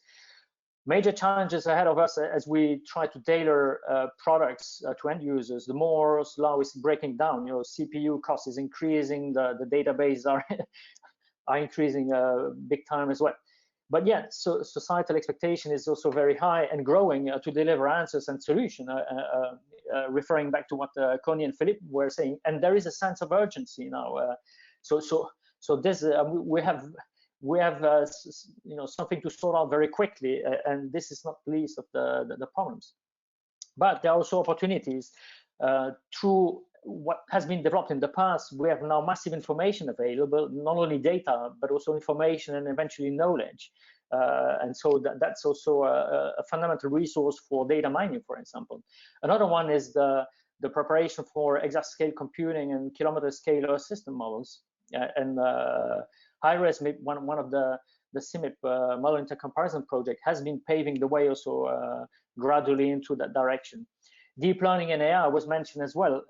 This is also growing big time, gets a lot of attention, and can offer potential solutions in many areas of our climate science, from emulation of parameterization, for example, down to very downstream post-processing of models to calibrate them.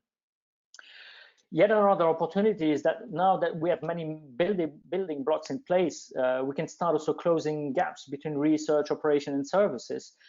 We see many elements which are taking shape between DGRTD, DEFIS, Connex, Klima, to look at the full value chain. And there are kind of fundamental synergies that are growing steadily now.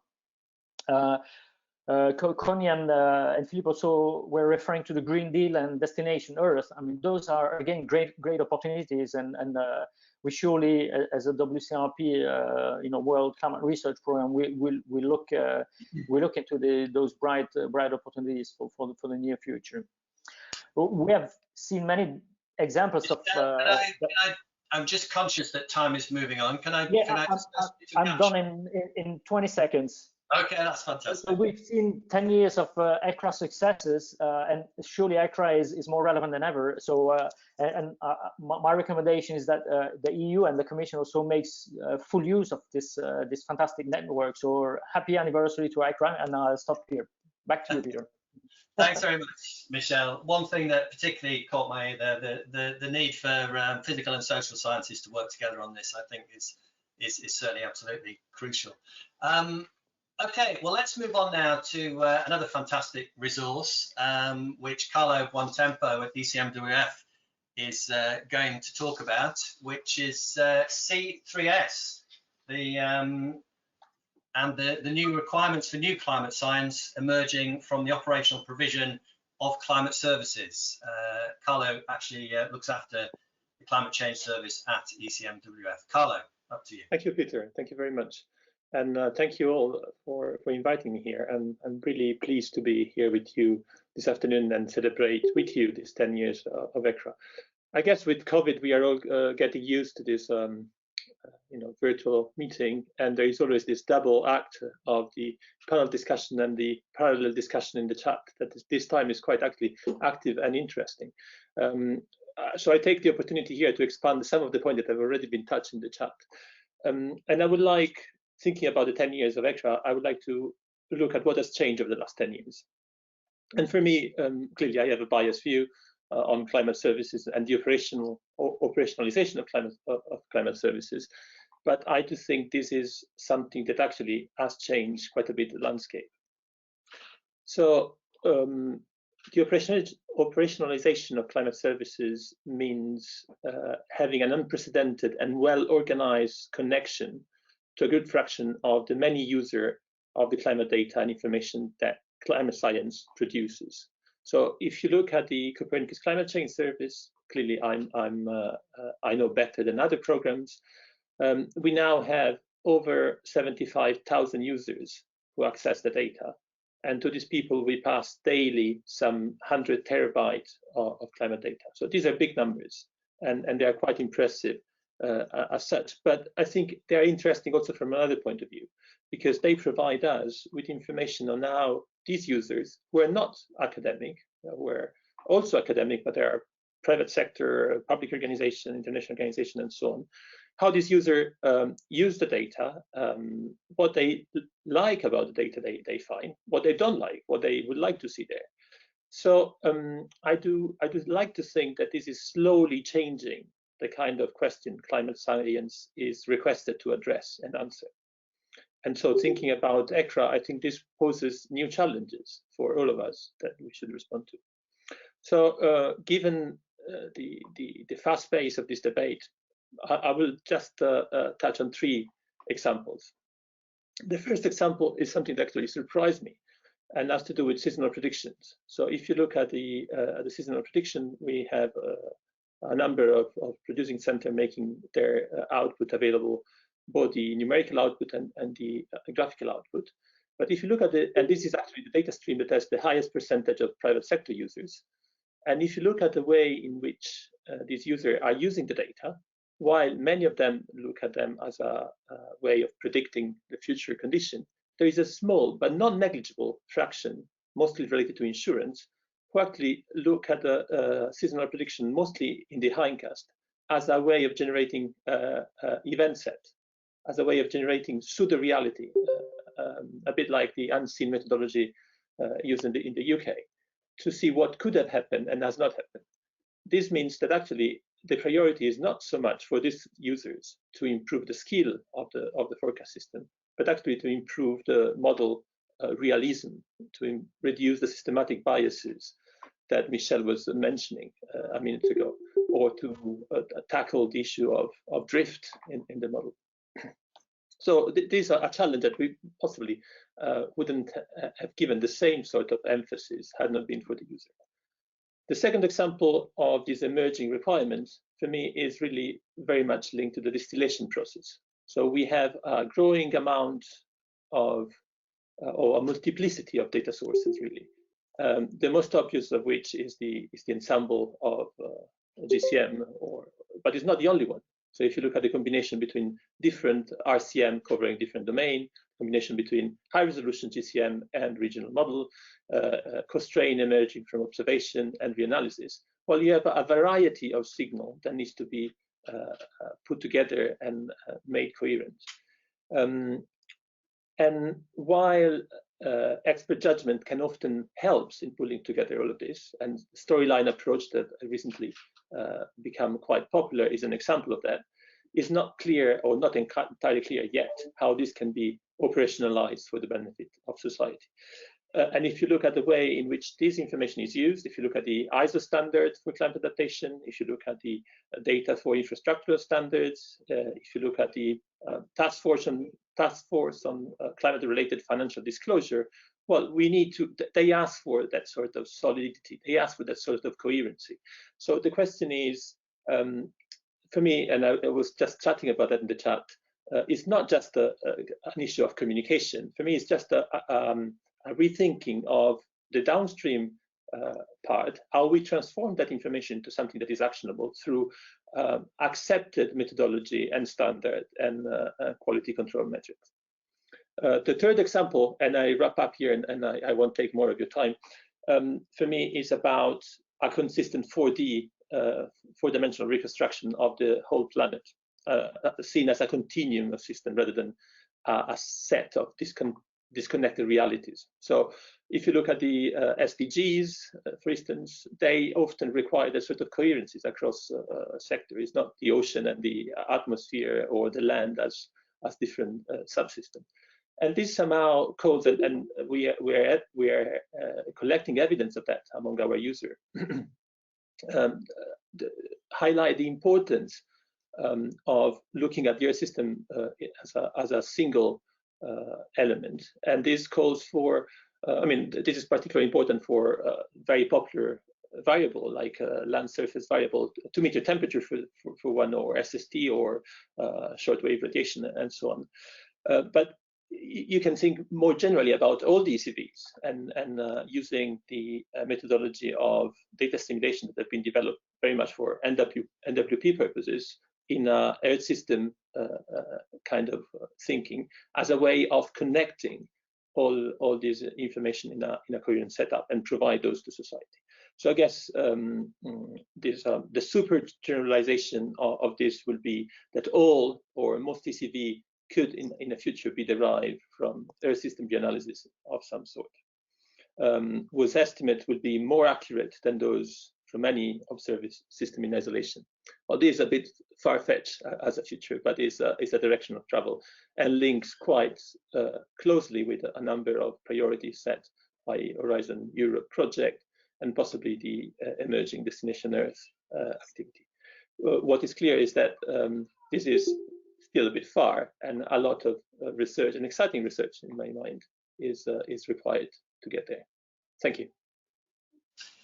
Many thanks, Carlo. I'm sure we'll come back to some of those themes in the next half hour. Finally, I'd like to introduce Rob McSweeney, who's science editor at the excellent UK-based climate and energy analysis resource, which is Carbon Brief. If you've never looked at the website, I do urge you to. There's some fantastic stuff on there. Rob's an engineer by training. He spent 8 years working on climate change projects at the consultancy firm Atkins, and he's going to talk about a few insights into extreme event attribution in the media, something I mentioned early on in this meeting. Rob, over to you. Thank you very much. Yeah, so it's actually Carbon Brief was established in late 2010 as well, so we've just celebrated our 10th birthday as well. With ECRA's focus on extreme events at its next General Assembly, I thought I'd use my 3 minutes just to take a very quick look at a couple of examples of how attribution has been covered in the media. So the first formal attribution peer-reviewed study was published in 2004. It concerned the European heatwave of the year before. So this was published in Nature, and it aimed not to answer whether climate change had caused the event, but of course whether it had increased its risk of occurrence. And the researchers concluded that the risk had doubled because of climate change. So how was this covered by the media? So this was widely picked up. Here we have some headlines. The research was something very new, and the media coverage reflected this novelty, with different papers taking different angles on the story. For example, the Times suggested that hot summers are not necessarily a bad thing. While it did report that thousands of people died in the heat, it also noted that many people enjoyed the hot weather. While at the Daily Telegraph, it focused on how attribution research could be used as a basis for lawsuits on the back of extreme events. So since that first study, there have been hundreds more, which this chart shows. And that has in part been helped by the annual collection of studies published by the Bulletin of the American Meteorological Society, which started in 2012. And that involves scientists from all around the world, and also by the advent of rapid attribution studies around 5 or 6 years ago. These are quick-fire assessments published online shortly after an event concludes. There's some examples here from an international consortium called World Weather Attribution. And if we just pick out on one recent study, another heatwave, this time in 2019, we can see how it was covered in the media. So this is 15 years on from that first attribution study. This time around, the headlines suggest a pretty consistent message. And in this case, it's coming in the direct aftermath of the heatwave. So it's while the event is still very much in the minds of the general public. So while the first attribution study was published around 16 months after the event, here it's a matter of days. And from a communications perspective, I think this can help the public make that connection between their experience of climate change and its causes and impacts. And just finally, that's just a couple of examples. So for more on attribution, Carbon Brief, we've produced an interactive map of all the published attribution studies. That's more than 350 in total, which you can peruse in your own time. Thank you.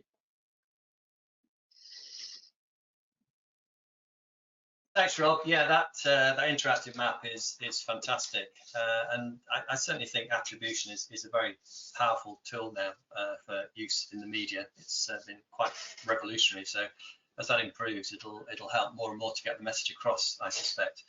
Okay, well, I'm going to open up now to a more general panel session. I thought I'd just kick off with something that I noticed running through the ECRA website in preparation for this.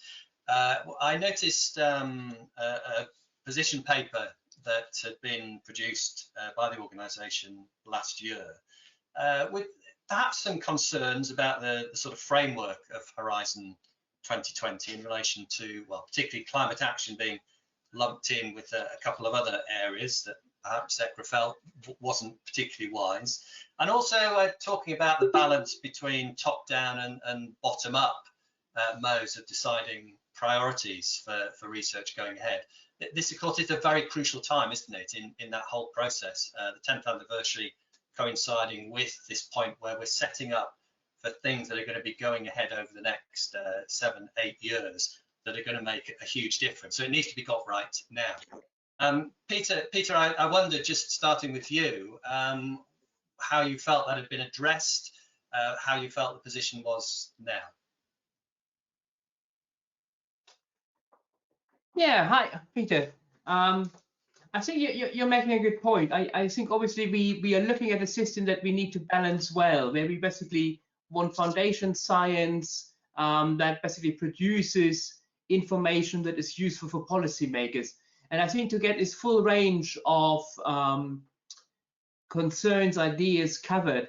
I guess we need sort of both things. We need sort of bottom up ideas, what is actually still uncertain, where do we need to basically improve our understanding of basic processes, and then sort of top down, obviously the well-posed question, what are the major concerns? And then again, I think somebody already wrote it in the chat, we need sort of, it's a multi-layered communication, and we need sort of levels in between that make those things communicate in the best possible way.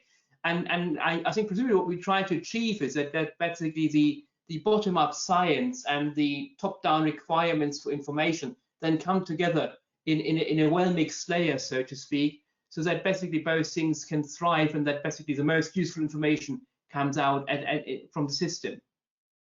And how much of that process should involve research on the ground, actually talking to the people that are going to be the beneficiaries, if you like, of the research, the people at the sharp end of climate change, I suppose? I think that's actually a very hard question, because the imminent answer would be, or the most direct answer would be that obviously you should basically direct everything at the most pressing questions. However, I think we've learned in the past that sometimes foundation science can just basically create things you haven't thought about before, and also basically monitoring the system and basically being ready for surprises, as we had surprises in the past with things where we thought they wouldn't be possible in the atmosphere, and they have been then possible in the atmosphere, and then learning from those surprises is actually a very valuable thing, because actually by looking at the system, appreciating that it can still do surprising things that we need to understand, and then putting those surprising things into the next generation of models, enhancing our capacity and capability to project and to forecast weather and climate, I think is an incredibly valuable thing. So basically, I think both things go hand in hand. Thank you. Connie, did you have any thoughts on those areas?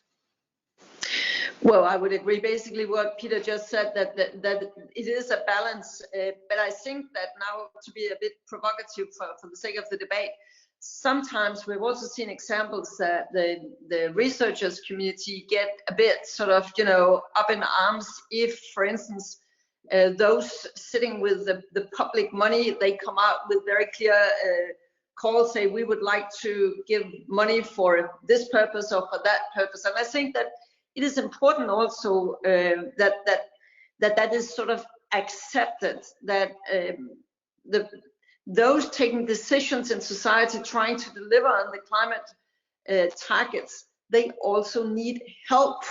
And therefore, I think that we have to accept that. Also, the research community will also have to accept that. And if I could just sort of use just one remark to what was said before about sort of the challenges between the political level and the researchers community. Because Philippe Tulkens said very clearly, yes, policymakers, at least some of them, they actually do understand facts and science if you present it to them. But of course, there is another side of this coin, and that is the dilemma that we have increasing complexity, and then we have a media picture, at least media for the many, that are getting more and more, brief, superficial, inviting for very sort of black-white ways of presenting things. So we could have a long discussion about the media's role in all this, and what it is that drives policymakers to very sort of simplistic way of presenting things. But I have to say, and that's where the provocation probably comes, my experience is also that there are too many researchers who simply do not understand policymaking. No wonder, because that's not your primary job. But I mean, to understand how politics is being made is also essential in order to be able to bring the knowledge you have provided into play. And I heard from former in this debate that there was this discussion, should there be some kind of a translator that could be sort of the bridge between the scientist and the regulator or the policymaker. I don't know whether that is, it could maybe be an idea, but I have seen even the brightest scientists have challenges in really understanding what it takes in modern society to bring your knowledge to play, because it's not enough just to have published it in a scientific magazine. I would argue that just 10 years ago, many more civil servants would have time, for instance, in the ministries to follow the scientific debate within their field and somehow get it into the policy-making circles. Today, you won't see that as much because the pressure of sort of administration and the bureaucracy and all the things they have to attend to, it's simply not happening to the extent it happened 10, 15, 20 years ago. And that's why I think there is a challenge also for the scientific community to really reflect how to be better at bringing your knowledge into play. So you're almost saying that, almost like within the media where things are becoming shorter and more focused, the same thing perhaps has to happen in the dialogue between scientists and policymakers, because people working in that environment have very little time. The message has to be got across very quickly.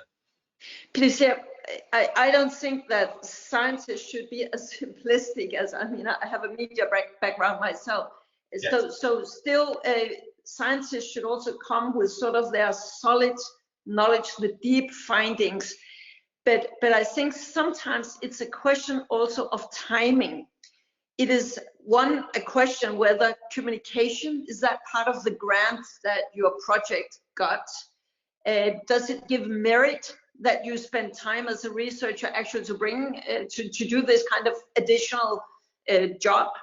But I also think then that yes, that to be able to find the right time of bringing whatever piece of knowledge into play, it requires that you understand the processes, that because sometimes there is a tendency that the findings will come just after a new piece of legislation has been adopted, you know, because very late the scientists found out, wow, it's now they're going to negotiate this. So how to understand what is the right strategic intervention point, if you will, that is much earlier than when things come out into the public. So somehow it takes an additional effort to find out when is the right time to get to whom in order to get that knowledge reflected in whatever will be a later decision.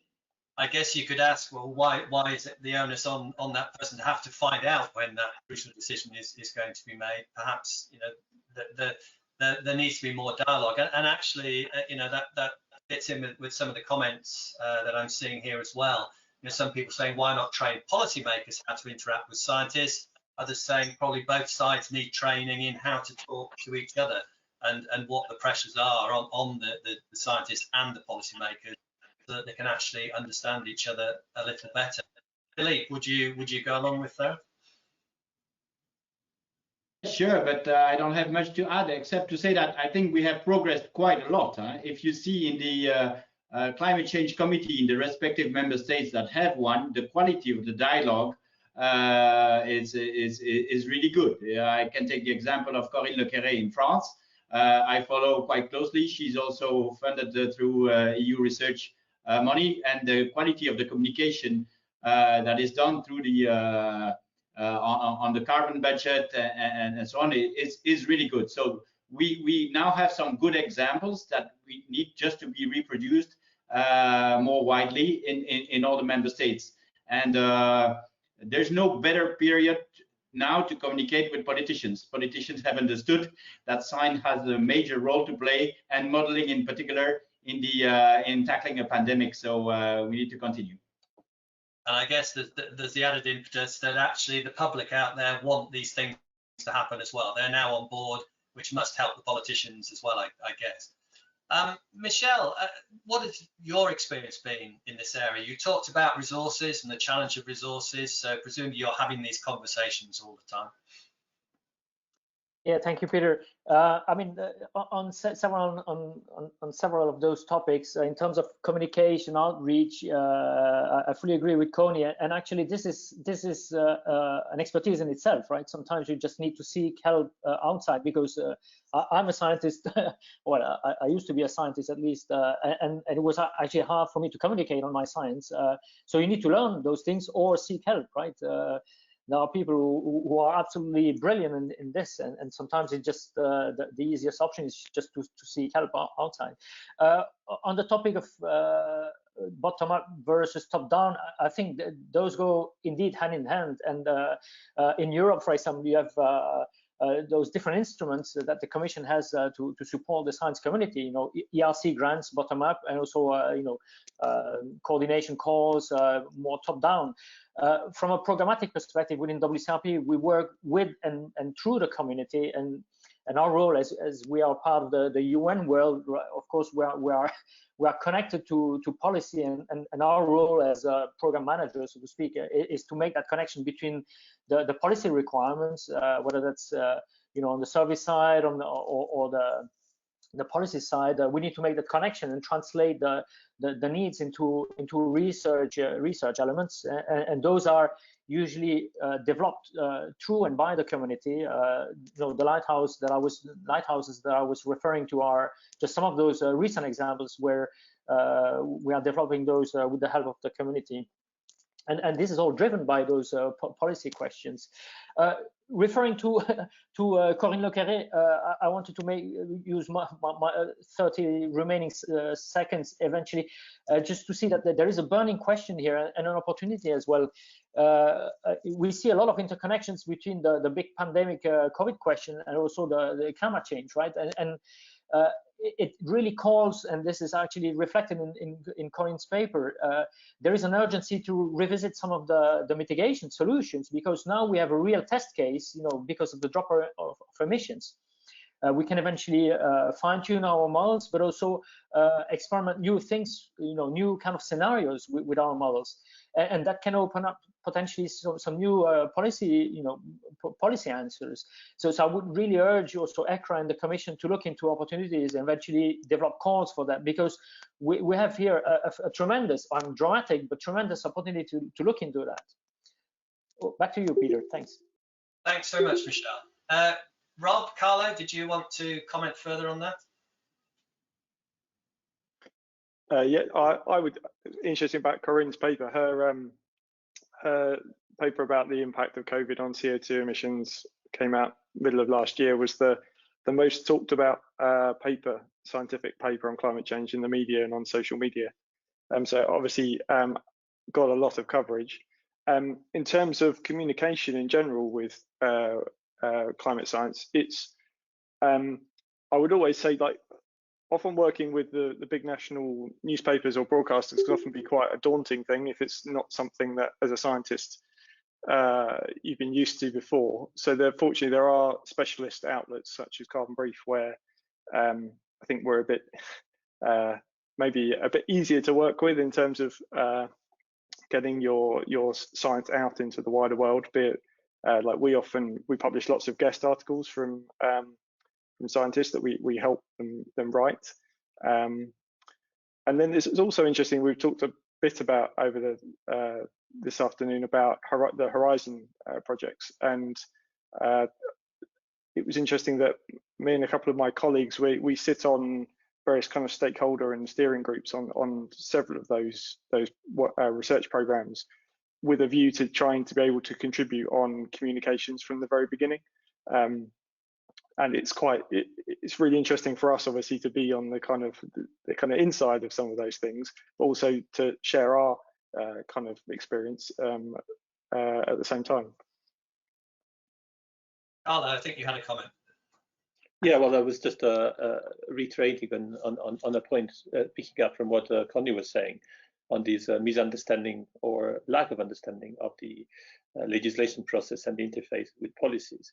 And I think one element of that interface is also the interface with regulation and standards. And this typically is not a clever scientist sitting in the office of a MEP and discussing about the future of the Arctic, but it's really defining threshold, defining data sources, defining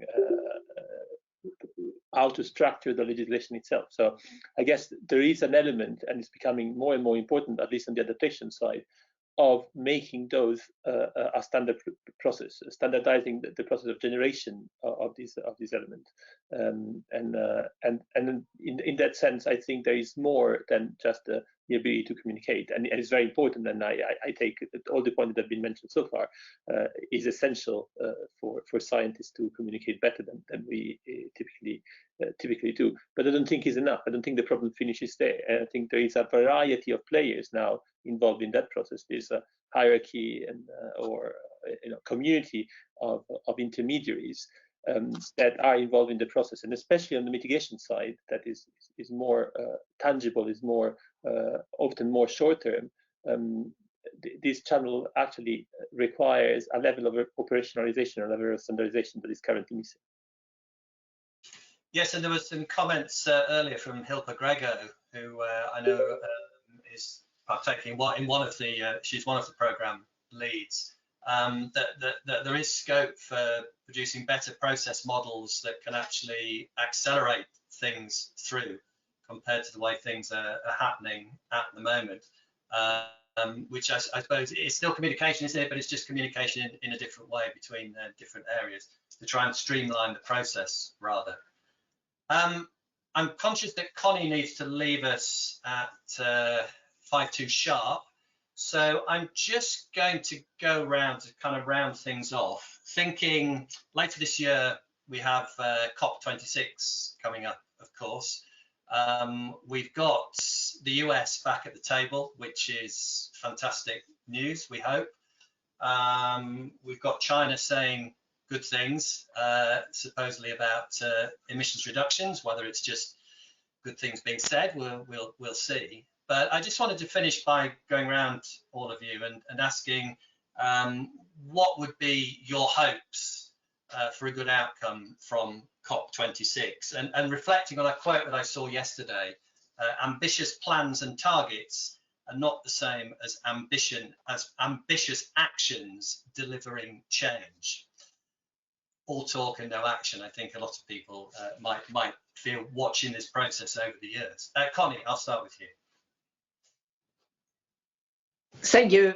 Well, briefly, I think we would all hope that COP26 can sort of bring the international negotiations on track again. I hope that in sort of on the sidelines of the conference itself, there could be more sectoral cooperation. Some of the things that are being prepared, that maybe there could be real tangible progress on getting rid of fossil fuel subsidies, maybe some sectoral thing, for instance. Should there be an end date for combustion engines, things like that. I just think that we should not focus too much on sort of COP26 in itself, but the many other things happening around it, and also the fact that after the Trump years, again, climate change can be discussed in NATO, at G20, at G7, many other fora. So I have hopes that we have a huge chance now to take a new big step forward after the new developments in the US. But final point, I really think that the big risk right now in Europe, not the least, where people are mobilized right now, broadly speaking, the big risk is if we fail to deliver on the many nice targets and intentions and all that, because I already now see tendencies among a frustrated, impatient young generation, and that if they cannot see the established system really starting to deliver some of the big structural change that is also needed, then I would fear we would end up in a polarization, that there are many reasons why we would risk for many other reasons also. But if climate would become one of these reasons, we are in for a very, very different game. So I think we have a very common task in trying to avoid that. And one of the best ways to avoid it is to start delivering visible and tangible solutions and progress. Thanks very much, Connie. Yes, I can certainly echo that. Having taken part in mock COP last year, which was completely put together by young people, those feelings came through loud and clear. Many thanks for your contribution, Connie. It's been absolutely fantastic. I know you have to go now. Thank you very much. Thank you. Philippe, let me go to you with that same question. What do you hope for from COP26? Okay, I will take a very specific reply, so it will not be a general or political reply. It relates to research. I've been following the climate research and the COPs since a while, and they have a taboo, which is the sound debate on the economics of climate change. If you see the Paris Agreement, you have no reference to the market mechanism. You have no reference to climate, to carbon price. And it is a taboo, but it means that if this is so difficult to discuss, it means that economists, environmental economists, have not completely have not succeeded in passing on the messages that are robust and that are consensual in the science on economics of climate change. I remember with my colleagues in the Commission, since the EU is implementing climate policies since 2000, I asked, is there a report on how much it has cost or how much it has benefited in economic terms to our economy? And do you know there's no such report? We don't know. And the assumption was it would cost a lot. In the US in particular, that was their assumption. In Europe, we took the challenge to say, no, we will do it, and we think it's not that expensive. And we did it. We reached our targets, and now for the future, we are being more ambitious. We also know that it won't be for free, but we think it is affordable. But the quality of the expertise and the guidance provided by environmental economists in this debate, in my view, is insufficient. So if I have a hope for the COP and for the coming years, is that the quality of the intellectual debate on climate economics improves. Point. Thank you, Philippe. Michel, what about you? Well, like the other interventions, hopefully there's going to be a stronger commitment and consensus, towards a solution, generally speaking. We have also the global stocktake just around the corner, right, to assess progress. And I think that we are not ready. Basically, we're not ready to assess progress and really, evaluate where we are. There is still a lot of research to do to get there. And currently, I see things pretty much, disorganized or at least unclear, and no clear agreement, across the board, the different stakeholders on what we actually mean by this global stocktake. The other key question, as we've mentioned before, is the urgency. The urgency not only for the global stocktake, but for the solution. Not only assessing where we are, but also, finding the right solution, the right path towards emission reduction. And again, this is far from being settled. Last but not least, there is this bottom-up approach currently within UNFCCC, but I think that well, obviously we see the mismatches, and we'll need to find to establish some top-down mechanism as well. Things are currently being planned for, like the CO2 emission in Europe, and there are others across the globe, and those will be also fundamental to develop this additional complementary mechanism, which hopefully will also have its research counterpart and all the elements, including modeling towards the proper assessment of emission. And I'll stop here. Back to you, Peter. Thank you, Michel. Rob, will you be attending COP26 with Carbon Brief? Yeah, well, I mean, will anyone be attending it? Depending on good question. Yeah, the plan is for the whole Carbon Brief team to go. As it's in the UK, obviously it's a lot easier for us to get there. So we do hope to be there. In terms of my kind of hopes for it is, I think I'll make a similar point to Philippe, in that I think it would be great for the Article 6 rules to be agreed on carbon markets and kind of other forms of international cooperation. I think that's kind of the last piece of that original Paris puzzle that needs to be put in place, and that could unlock a lot of opportunities, I think. And it's I think it does need to get nailed down. It's been bumped several times in negotiations, so I think that's my hope to get that one sorted. Yes, I think carbon markets is leaving the field there at the moment. Carlo, your thoughts? Well, it's getting more and more difficult to say something intelligent after so many interventions. I think most of the critical points have been mentioned already.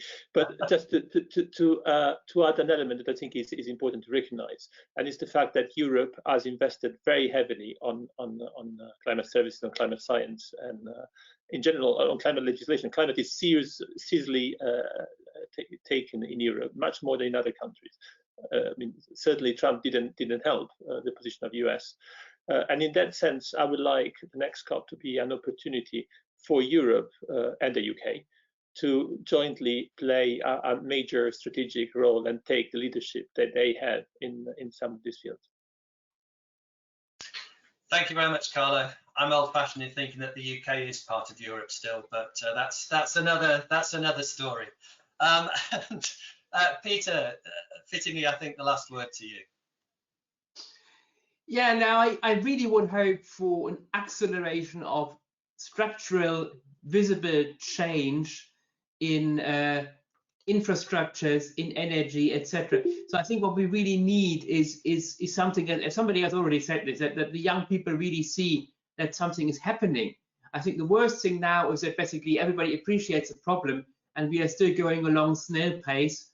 And thinking, yeah, maybe we should do something about transport, maybe we should do something about energy. And I think the knowledge is there, the time is now, and it would be really cool to see an acceleration of those structural changes in the energy sector, in the transport sector, and so that people really see something is happening, we are changing now. Thanks very much, Peter. Well, I think I'm going to have to draw it to a close there. Our time seems to be up, but thanks to all our panelists for a fascinating discussion and to all our contributors today. We just want to finish, though, with a vote of thanks to somebody who essentially made all this possible 10 years ago and is with us today. And so I'm going to hand back to Peter for that vote of thanks. Yes, thank you very much, Peter. So obviously, as was mentioned in the little film at the beginning, and unfortunately it was a little bit blurred, at least on my connection, but the sound was good. Obviously, we wanted to look forward today, and thank you for that, but we also wanted to look a little bit back and also say a word of thanks to Karin Lochte. And Karin, I've seen you. Please switch on your camera if you can, because it would be really nice to say hello to you, because Karin obviously 10 years ago had this idea, or even earlier, had this idea and worked towards the foundation of the European Climate Research Alliance. And then it was founded 10 years ago.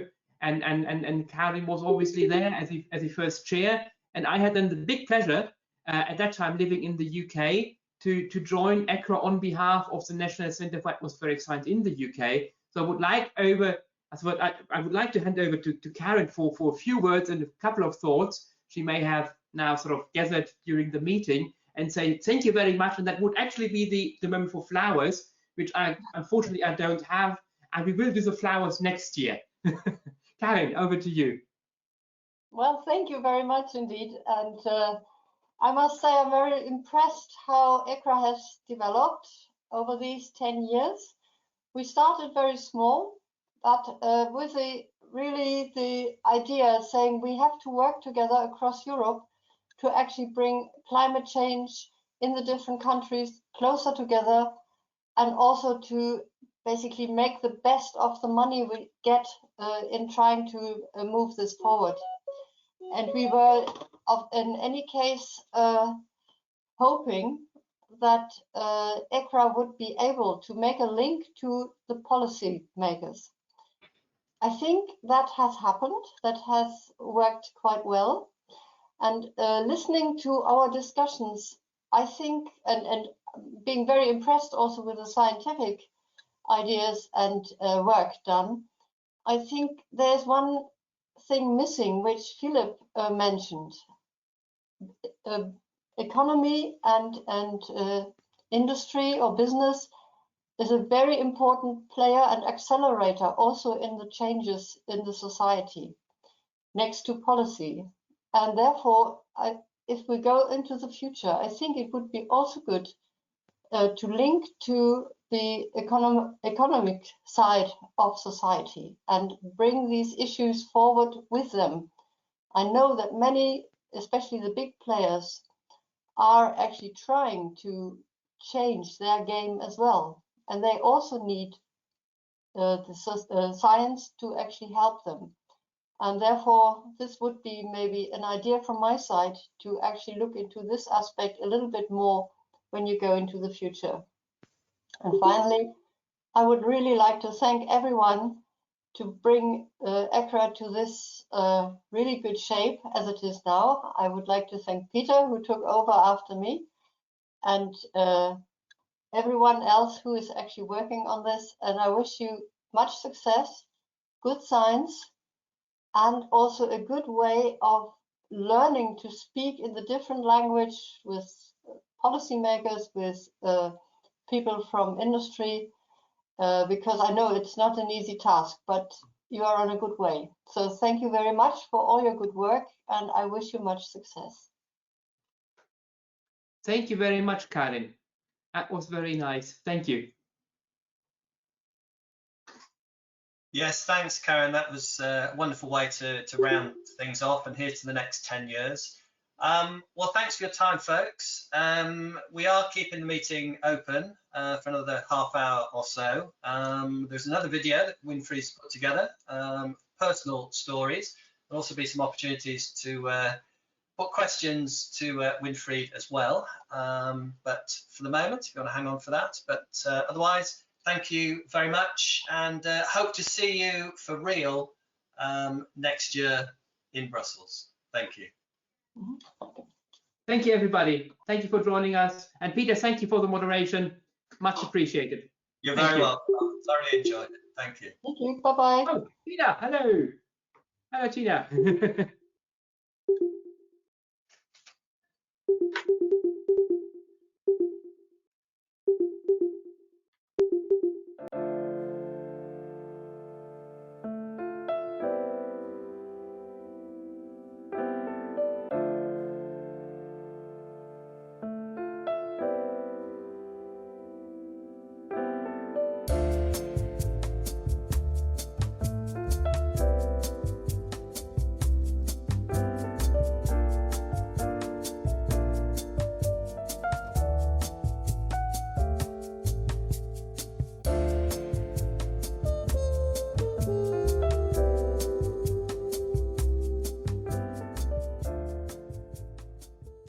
Hi everybody, this is Elisa Palazzi from the Italian National Research Council, and I've been co-leading the ECRA collaborative program Changes in the Hydrological Cycle for about 5 years. And it has been, and it is of course, a very exciting and a very interesting experience. Not only because it has allowed me to interact with lots of scientists, lots of researchers like me, and persons on the topics which are dear to me, on the topics which represents the focus of my research studies and interests, but also and probably especially because of the human experience, because of the human dimension, which is so inevitable and precious, with an average of 2 executive meetings per year, with the General Assembly every 2 years, and the other several meetings which we usually run. Hi, my name is Ralf Ludwig. I'm a professor at the University of Munich in physical geography and environmental modeling. I've been part of ECRA since 6 years roughly, and I co-chair together with Elisa Palazzi the collaborative program on changes in the hydrological cycle.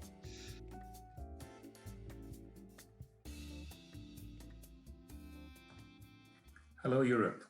This is Professor Lars Smedsrud calling in from the University of Bergen and the Björknes Center for Climate Research here in Norway. I have been the Arctic ECRA coordinator for some years and must say that the interest in Arctic research has exploded over the last 10 years.